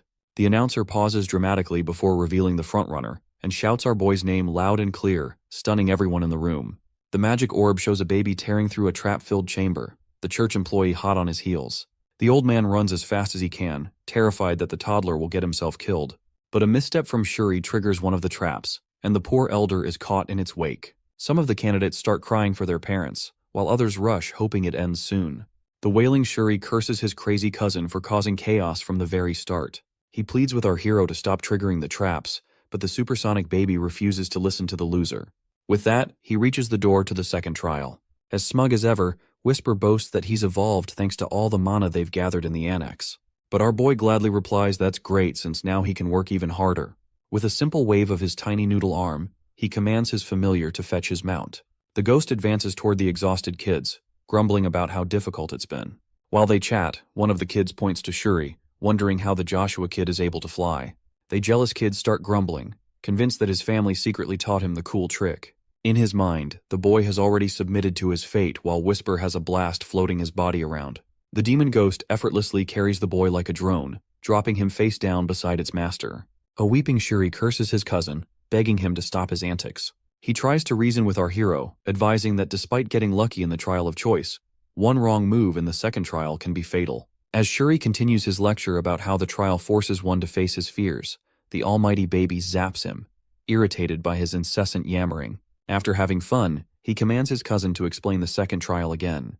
Barely holding it together, he stresses that the worst mistake one can make is attacking their enemy. Our boy just stares at him, as if silently asking why he'd just sit there and do nothing. Shuri explains that the test of patience requires them to sit still for just 3 minutes in the face of their fear. If they fail, both of them will kick the bucket.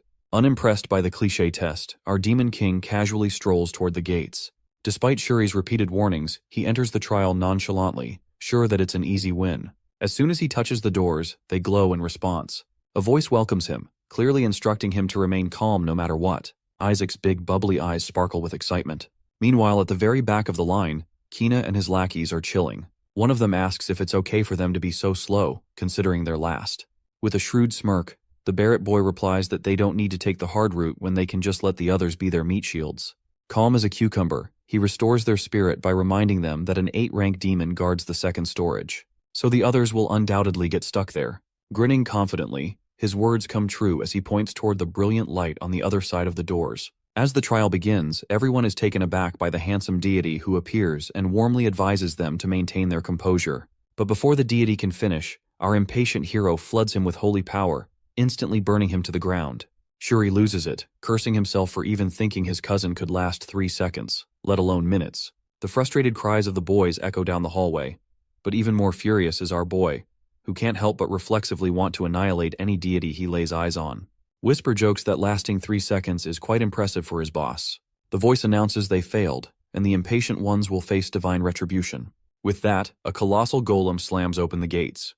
The earth-shaking roar of the golem sends Shuri into a panic. But the almighty baby remains unfazed, too busy charging up his magical Kamehameha. Without wasting a single breath, he unleashes the red beam that slices through the golem like a hot knife through butter. Shuri's jaw hangs open in pure bewilderment. But as the behemoth of a golem looms before them, our boy can't help but wonder what it's even doing here. The giant golem suddenly crumbles into a pile of boulders at the feet of the Joshua brothers. However, our hero is unpleasantly surprised. Despite hearing that only 8th-rank demons are involved, he quickly recognizes the monstrous golem as one of his own creations. The magic used to summon it belongs to one of his 14 elite familiars. This revelation makes him wonder if the Joshua family made a deal with his subordinates, or if his remains somehow attracted them. Determined to uncover the truth, he confidently heads toward the second storage. But before Shuri can yell at him to stop, a loudmouth interrupts, thanking the Joshua boys for clearing the path. I can already tell he's going to be irritating. From the bushes, a redhead named Nizer emerges with his lackeys. The redhead proudly brags about his tactic and tells our boy to shoo aside and let the big boys handle it. Nizer's lackeys quickly surround our hero to prevent him from blasting them with traps like last time.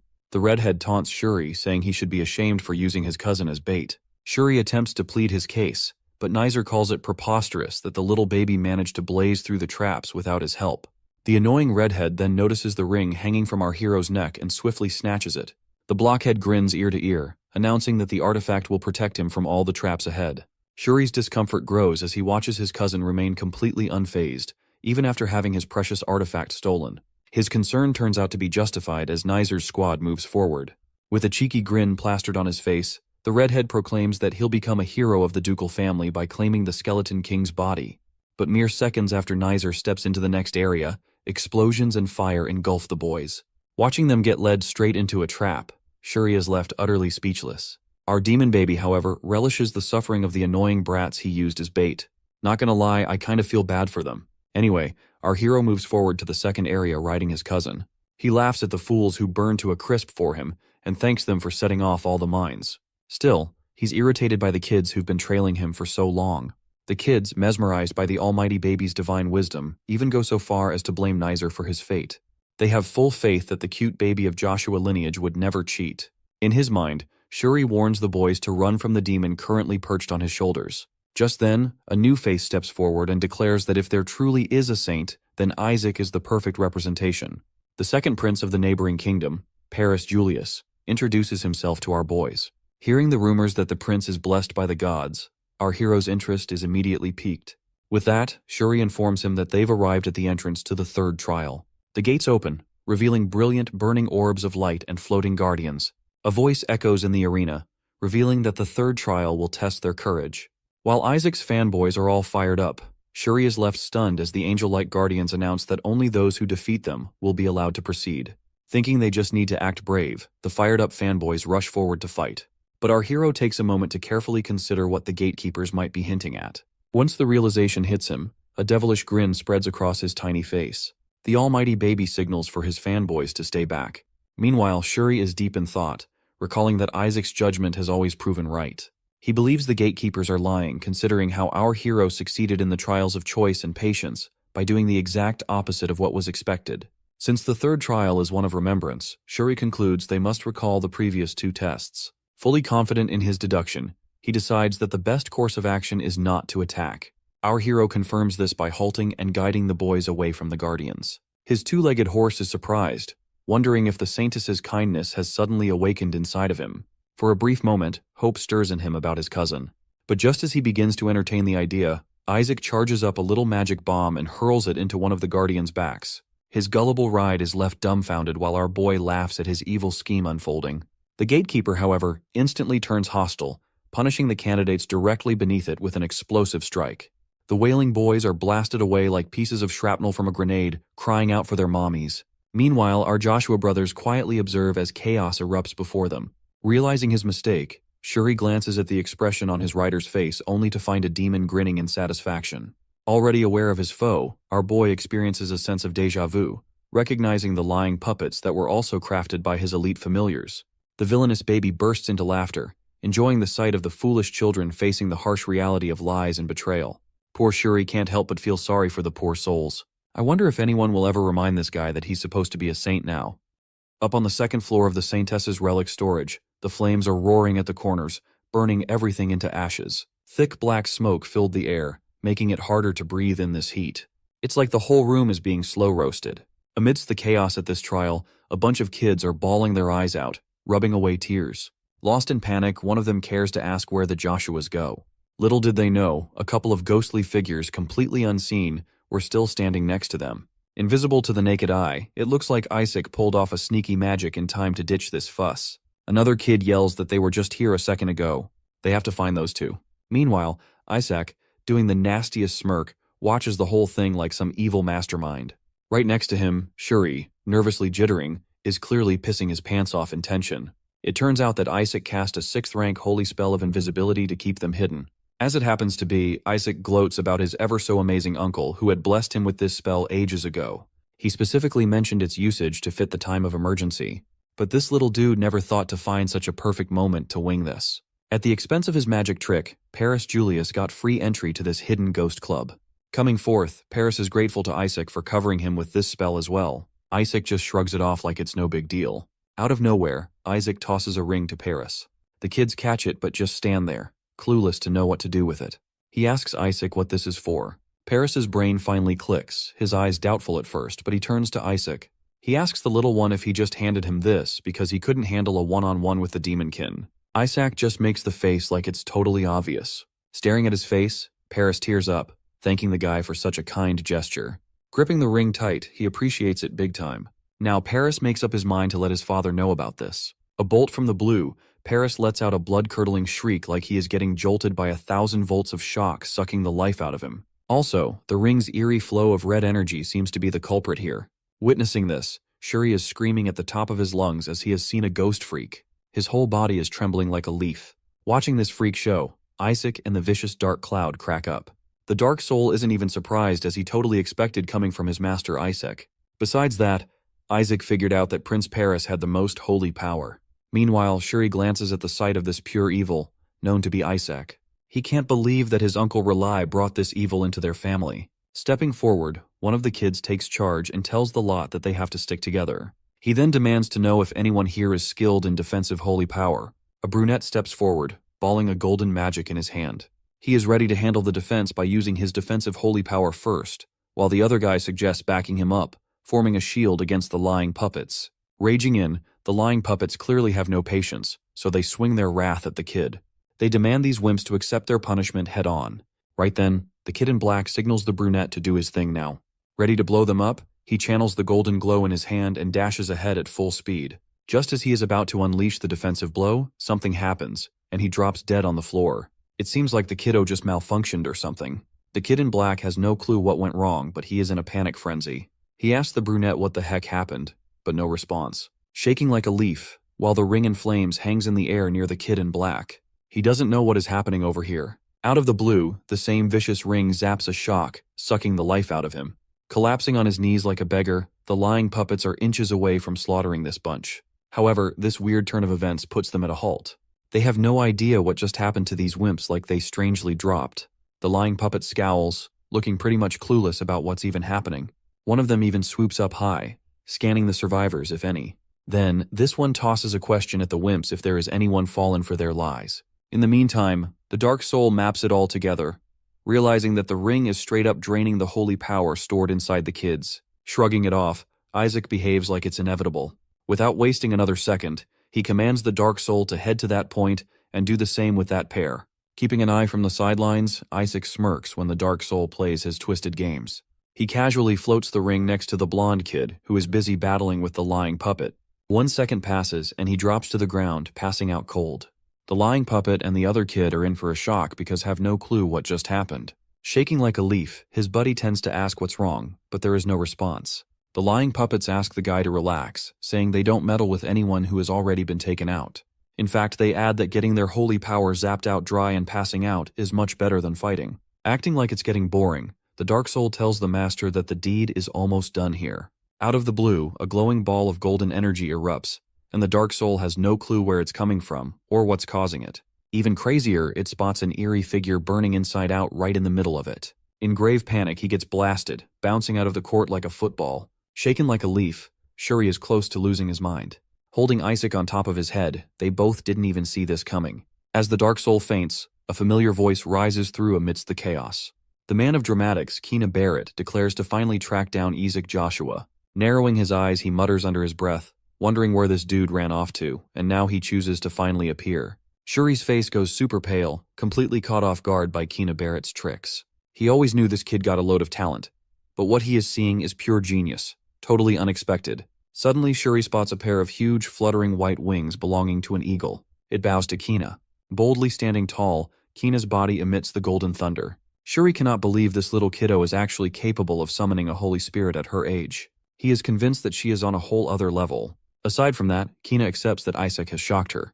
Apparently, Keena didn't accept to cross paths with the likes of him, who could also take down a demonkin. That, or she questions Isaac if he pulled the other kids into some sort of a trap to raise his odds, just like in the first trial. Behind them, the kid in black helps out the brunette. The brunette yells out that this baby is trying to clear out the trial in their place. Moreover, they blurt out, mentioning that they were told which direction they should head to. According to them, Isaac is their benefactor. Isaac believes that these wimps have lost their minds. At that, the Dark Soul grins, realizing this must be what Stockholm Syndrome is all about.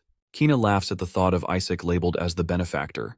He questions the wimps about how low can they stoop, and still call themselves the saint candidates, especially asking a baby for help. The kid in black reminds this brat that Keena himself has been in hiding this whole time, and now, he is talking big after doing no such thing to look for traps, while others hunted. He straight tells Keena that this baby is more of a saint than he can ever be, considering how Keena avoids all the trouble. Just then, the lot agrees to let their parents know it's better to follow the Joshua family, and how Isaac did it all. Feeling hopeless, Shuri feels bad for these kids in the dark, who have been leeched off by this devilish monster on his head. Suddenly, this big golden ball bounces off of his head, taking everyone by surprise. Though, the kid in black spots the door to the third storage, but another kid wonders if they have cleared the second trial. Right then, the golden ball as the final gatekeeper of the relic storage congratulates the kids for passing the second trial. Furthermore, he lets them know their two options. Laying out, he asks if they would prefer to pick up their treasure and move out, or face the fatal dangers of the third trial ahead. Panic rises as they try to decide. The lot is fully aware that facing the third trial means risking their lives, and if they fail to win, then they are as good as dead. Meanwhile, the Dark Soul senses something off about the mana coming from that voice. Isaac figures out it's a dragon, which means the death part is pretty authentic. Some of the kids feel like their whole ordeal for making it here will be for nothing if they don't check out the third trial. Most of the kids agree on this, and they know they won't be saints if they fail to clear this. Without further ado, the final gatekeeper hears their wishes, despite the lurking danger inside, and grants them access. Starting off with a bang, the final gatekeeper lets the crowd face the next trial, who are in to risk it all and become the saint. Even under the crazy tension, the gatekeeper says the next trial is rather simple. Cracking up like an evil lord, Isaac looks to be cooking something in his mind. Just like that, a massive figure appears out of nowhere, demanding to be praised as their god. Now, the lot is not sure what to do next. This daring group of wimps gather together, clearly disappointed to face another statue. But this time it turned out to be their god. Next, this stone figure voices to the candidates that none shall pass unless they prove their faith in their god. Only then did he mention that they would be allowed to enter the third trial. Apparently, this stone demands respect. One of the kids thinks it's just simple bowing before the statue and praying stuff. But the other kid bets it sounds rather too simple. Or what if there is more to the test that meets the eye? Clenching his teeth, Isaac looks to be grossed out at the thought of kneeling before this piece of jerk. In no way as hell he will ever do that. As it turns out, Isaac recalls this scum screwing up with him for centuries of years. To make it even worse, he scammed him at the end. All of a sudden, the kid in black rushes before the godly statue. He is convinced that this whole thing isn't as complex as they are all making it. Apparently, it seems like he cracked the code, believing that it's the usual stuff like praying to their Lord. He decides to get it over with this basic test of faith. Standing before his God, he kneels to his supreme Lord, and he loudly states that his God is worthy of all glory and honor. To him, the kid in black declares himself as his servant who offers worship. Without further ado, the godly statue gets impressed and passes him with flying colors. Bouncing in excitement, he can't believe that he cracked it. Other kids feel at ease to know it's that simple. Suddenly, Isaac, like a worm, crawls out of Shuri's embrace and looks to be up to something. Stopping him right there, Shuri orders this worm to pray, but Isaac kicks his ankle hard to shut him up. He isn't planning to do any such thing. Afterward, Kina Barrett recalls learning the art of praying at the Sancta Sedis. Without wasting another breath, Kina kneels before her supreme Lord. She instructs the losers on how to properly set their posture for when they worship their Lord. All the wimps are inching to pray as well. Getting down to it, Kina initiates her worship, calling out to the supreme Lord who is worthy, and to him, kinda offers his worship. Out of the blue, the godly statue demands to know if Brunette is up for the task or having a change of heart. He demands to know if the little one forfeits and accepts death instead. Panic rises in his heart, and Brunette hurries up to offer his worship. In a matter of seconds, everyone has kneeled on their knees to offer their worship to this godly statue. Right then, the godly statue locks eyes with this cocky infant, who's still sitting casually before his supreme self. He demands to know why this baby isn't on his knees. Isaac, with a face that couldn't care less, tells the rock that it looks crazier than it sounds. All the kids turn their heads to Isaac, who looks to be out of his mind. They wonder if this guy possesses a shaky faith. Suddenly, the gossip spreads like wildfire among the other saint candidates. They whisper that the rumors about the Joshua family losing their faith might actually be true. Kneeling to worship, Shuri is trying his best to control his fury at this devil, who won't miss any event to tarnish their family's name. He wants this stupid infant to just pray and get it over with. Meanwhile, Kina Barrett likes his odds as, after all, the whole thing gets recorded. He wonders if the baby actually wants to kill his chances of becoming a saint. Kina cannot deny that the rising talent wouldn't mean a thing if this baby had no faith to begin with. He regrets meddling with the likes of him in the first place. Just then, the godly statue regards this disrespectful demeanor of this infant as quite unethical coming from the child of the saintess family. But Isaac couldn't give a damn about it. He believes that death is far more gracious than kneeling before this jerk. The god here is quite stunned to witness this, and Isaac doesn't mind dying. Unleashing his dark aura, this swirls with an eerie energy all around the stoned figure.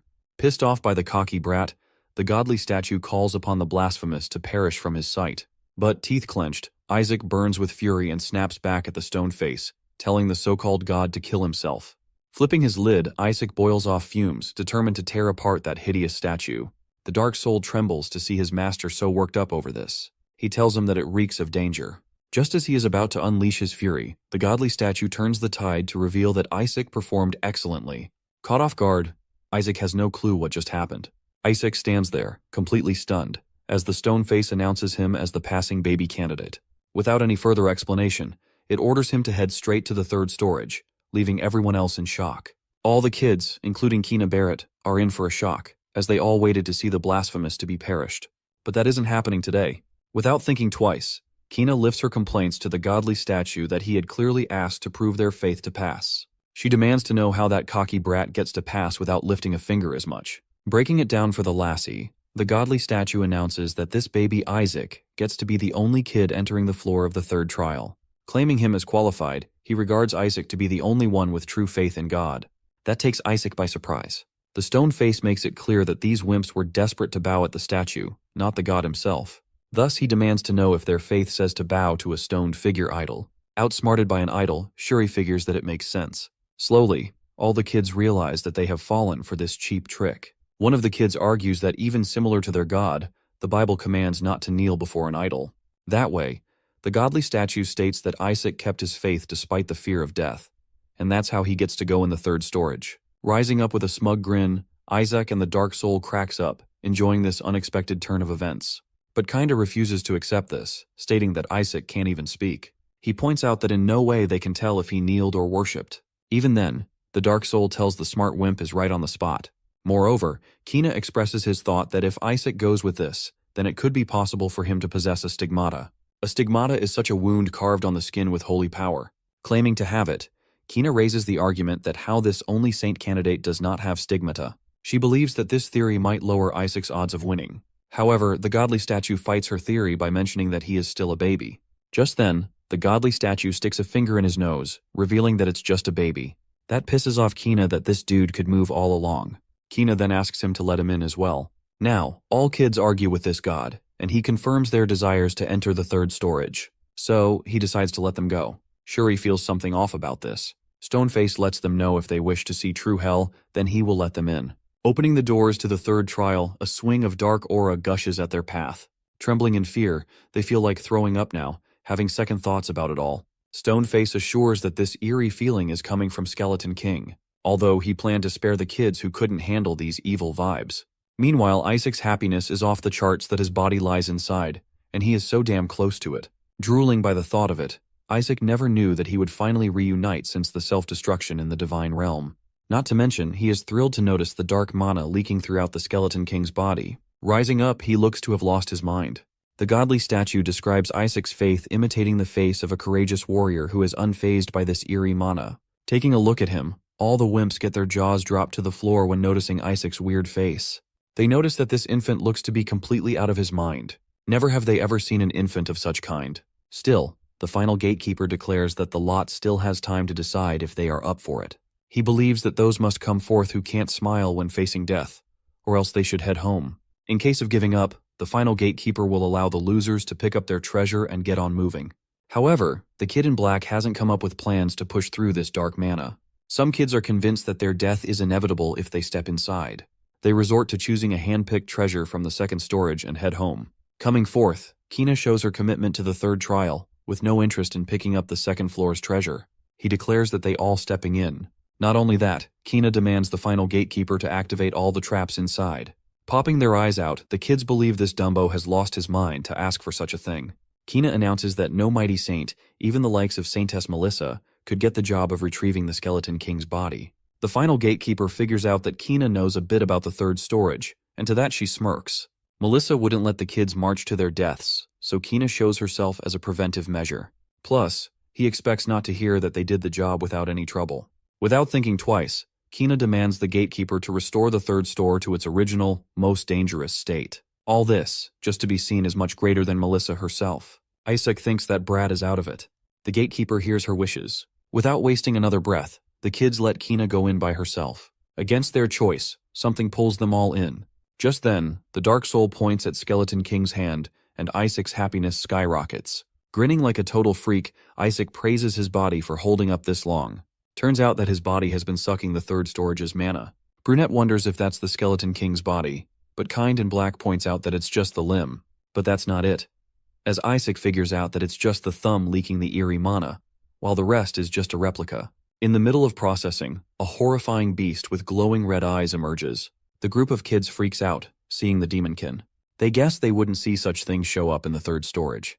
Thus, the gatekeeper reminds these kids that they asked for it. So Kid in Black blames it all on Kina. Isaac's mind clicks as the beast lets out a bone-chilling growl. Completely unfazed, Kina assures that he will make sure they get their promised treasure. At the thought of it, Kina's mind takes back to the 14 familiars, the elite subordinates trained by the Skeleton King, and the Pope family's capture idiots. He has got an ace, the holy spell, to deal with this beast, and claim the treasure as his. Without wasting another second, he unleashes his power, and the beast lets out a blood-curdling shriek. While Isaac couldn't care less, the rest of the kids had their jaws dropped to the floor. Apparently, the light of the Pope family seems to have worked. Out of nowhere, the beast voices asking if Kina did this. Completely stunned, the demonkin, all furious, demands to know if Kinda dares to claim over his king's body. Suddenly, some dude breaks the news that the demonkin's seal in the third storage has been broken. In a panic frenzy, Gowl wonders if it's the 14 familiars. and Riley realizes the grave danger the kids are in now. Asking for the elder supervisors, the old geezer mentions the lot went missing after neutralizing the storage's booby traps. They are aware that no kid can take on a beast like that, so they decide to call off the trial, but a blinding light strikes them. They figure it's the relic storage opening up. Barrett Bishop smirks, proud of Kina for pulling it off, while Gowell is stunned that a kid took down the demonkin. Riley bets it is Kina Barrett of the Pope family. The crowd congratulates Bishop Barrett, while he bets it's the end for the Joshua family to pledge their allegiance to the Pope family, as they own the Skeleton King's body. Just then, the kids walk out, but Riley's eyes look for Isaac and Shuri. Gathered at the entrance, the kids are somewhat injured but look fine. However, the bunch of kids who made it to the third storage hasn't come out yet. Panic rises while the parents wonder what's going on. Riley and Asili notice the last queue of children, which includes Shuri and Armin Age. Running to their father's embrace, Riley realizes that Isaac isn't here. Panic washes over Riley, who wonders where is his little son. Confirming Isaac is a no-show in the last wave, Bishop Barrett confronts Kina where is the Skeleton King's body. With a sharp tone, he demands answers. Sweating bullets, Kina has no clue how to break the news that she messed up. Meanwhile, Bishop spots the second storage's useless treasure in her hand. All of a sudden, the final gatekeeper glows in the air like a wolf in gold, picking baby Isaac by its teeth. That catches everyone off guard, including Riley. Apparently, Isaac, with a smug grin, watches over the crowd. The golden wolf surfaces on the ground with baby Isaac. Without thinking twice, Riley marches to that side to get his son, alongside Asili. At a halt, Asili asks Master Riley if this golden wolf is actually the guardian dragon that protects the relic storage. Their jaws drop to witness the sight of the holy dragon coming out to deliver baby Isaac. Riley cannot ignore the fact that it is the real holy dragon, the hatchling, that takes care of the relic storage. Not to mention, he confirms that even as a wolf, the mere aura screams that it's the holy dragon in the flesh. No doubt, Riley is convinced it's one of the matriarch's kin, deeply tied to the dragons, and called upon inside the relic storage. He regards his presence to be noble. Suddenly, there is a weird noise seeping out of Isaac's mouth. The elder freaks out to think that an infant is sucking on the Skeleton King's body. He lets the baby know that it's not the thing to chew at.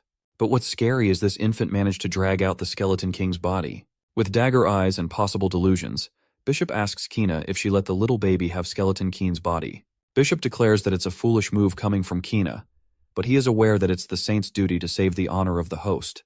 But the holy dragon isn't buying that crap. He announces baby Isaac to be the sole claimer of the Skeleton King's body as he has done it, fair and square. Meanwhile, Isaac freakily grins with the victory sign, and Kina sulks down as his father takes the soul-shattering news. Looking back, the demonkin, utterly pissed, is ready to charge at Kina, while she is left thinking about what's wrong with her holy spell not working. Without further ado, the demonkin declares them all to just drop dead already. Freaking out, the kids choose to run for now, as the beast goes full berserk. Reeking this place in smoke and dust, the demonkin is losing control. Right then, Kina was surprised to see someone whipping out a cotton blue defensive barrier. Apparently, it's Isaac's doing, who is right now dashing right to the demonkin, ready to settle his score. Kina is completely stunned to see Joshua's baby pulling this off. Muttering the same old thing, the demonkin unleashes true horror to defeat this baby. But Isaac remains unfazed. Blowing all the power in one fist, Isaac blows a solid gut-wrenching punch at Demonkin for not recognizing his master of all people. Coming to the present, the elder and others know that the holy dragon is one honest being, and even they are shocked to digest the fact that Isaac Joshua brought back the Skeleton King's body. They wonder what Kina did then.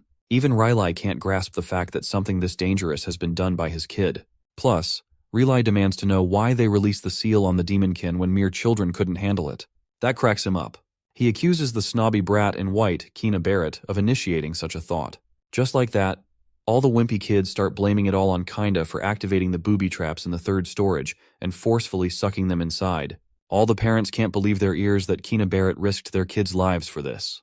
They never thought someone from the Pope's family would stoop so low. All of them are convinced that if Isaac Joshua didn't handle the thing, then the results would have been really bad. Afterward, the lot believes that by the looks of the results, it means the Joshua family won over the Pope family. The mere thought of this boils Bishop's brain because losing to them wasn't on his to-do list. Everyone keeps muttering about Isaac's true potential, even though he can't qualify as a saint, but he packs such power inside. Now the crowd is fully sure that the Joshua family has been preparing for their return all this time. On the other hand, Riley is totally proud of her son for doing a splendid job. Aside from that, the elders are practically begging Isaac to spit the bone out for God's sake. As soon as they reach out for Isaac, he slaps their hands away. The old geezers don't get why this baby is so strong. Meanwhile, Isaac notices this burst of mana surge inside him, but he wonders if it's from Survive. Also, the old woman lets Riley know that the matriarch would love to hear it all. Grinning like an evil hag, the old woman is convinced that they can sniff out the Skeleton King's body using his bone. She giggles like a true witch, as she is ready to track down the body with a tracking spell. Seeing this fuss, Isaac's face turns pale, realizing the old geezer's plan all this only to rip apart Skeleton's soul to settle their 150-year-old grudge. Right then, the holy dragon bows down to hand over Isaac and leaves the lunatics to their mess. Inside a room that feels like an operation theater, the old hag in a mask declares that it's not here. Possibly checking Isaac's diaper nappies, the group cries over not being able to find the bone. In the meantime, Isaac challenges the old geezers that they can search it all, but he isn't letting them have it. Furthermore, what happened in the relic storage doesn't sit right with Isaac and bothers him even more. After delivering the solid punch to Demonkin for not remembering his own master, the Demonkin finally recognized his master's mana. After seeing his master, the Demonkin gets a bit sentimental on the brink of death. He reflects that his master's news of death made him believe that it was the end for him, but he confirms that he always knew his master would make a comeback. As he begins to fade, he expresses his desire to serve his master again. Also, barely able to speak, he mentions being captured by the church. Isaac demands Demonkin to speak more clearly as he has a million questions to ask. But too late for that. Back in the present, Isaac figures out that the Pope family is behind his capture. He decides to look into this matter for now. Right now, Riley with a feeder in hand pleads Isaac to poop out the bone. Meanwhile, the elders shout at the servants to bring more stronger laxatives. This whole thing is pissing him out, and Isaac is close to flip this house upside down soon enough. Meanwhile, the elders shiver at the thought of the matriarch ever finding this. Their deaths are inevitable this way. The old geezer believes that they would even dissect the kid to retrieve the bone. That worries Riley even more, but he asks the elder to chill out as it's going to be all right.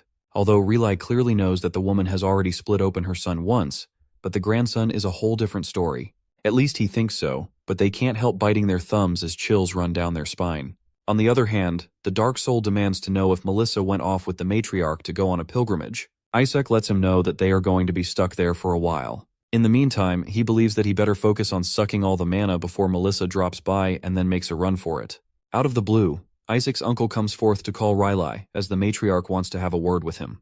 That takes Isaac by surprise, and everyone is caught off guard by this rush. Riley's mind is blown away at the thought of his mother's arrival. He demands to know if mother had come back already. Apparently, their mother hasn't made such a quick return from a pilgrimage as ever. Isaac's throat dries up as he clenches his teeth. He figures out that the old hag surfaced back here in a hurry because of him. Not only that, he is still in the middle of absorbing out all the mana from the bone. He is damn sure Melissa would definitely dissect his organs to carve out the bone. Later on, the elders are taken by surprise to see the pile of jewels and gold. This all turns out to be a gift for Isaac Joshua straight from the matriarch. With a sigh of relief, it was a false alarm. Riley thought the matriarch herself made a comeback. Turns out, Gowell later added that she would make her return with the patriarch. As it turns out, this clumsy dude never said she had arrived in person. Out of all, Isaac feels like choking this jerk for scaring the crap out of him. Moreover, the guards mention the Pope's gifts, but the elder strictly tells them to auction it off. Hesitant at first, he tells the geezer to tone it down, or the Pope's messenger would hear it. Moreover, the messenger states the great emperor took a big interest in the relic event. He adds that this whole thing is prepared by the Pope's people in apology and thanks to the Joshua family. However, he notices their decline in the Pope's gifts. On that, he believes that they will not deny this, as he flips it open. As Cardinal mentions, the messenger says that it would be of great service to Isaac. The elders are completely speechless to see the triple crown, rewarded to Isaac Joshua. When asked, the Dark Soul reveals that it's a disgusting token bearing the Pope's seal. Everyone gushes at the thought of receiving this, and they ask Riley to accept this honor. Isaac wonders why the messenger is handing this to his uncle when it's actually his. He confirms if the triple crown is actually for Riley, and the messengers give out a flat yes as per orders. Hissing under his breath, this angers him while the elder asks the messenger why something belonging to Isaac is given to another family member. The elder asks if he is implying the receiver to be dead. That catches Isaac off guard. The messenger tells the lot not to misjudge the Pope's intentions. He tosses the theory that Isaac is still young. Also, the elder spots the sunflower which represents the deceased metal receiver for the Pope family, right on the triple crown. Isaac notices that brain rot wants him buried deep. Enraged by this, the old hag wishes to show their wrath to the Pope. Gowell tries to chill out the elderly. However, the hag knows that Cardinal must be behind this. Gowell asks Riley to just accept it and get it over with. But Isaac is not liking that idea, so he lifts the metal and incinerates it with holy flame. Upon asking, Isaac claims that it's his doing.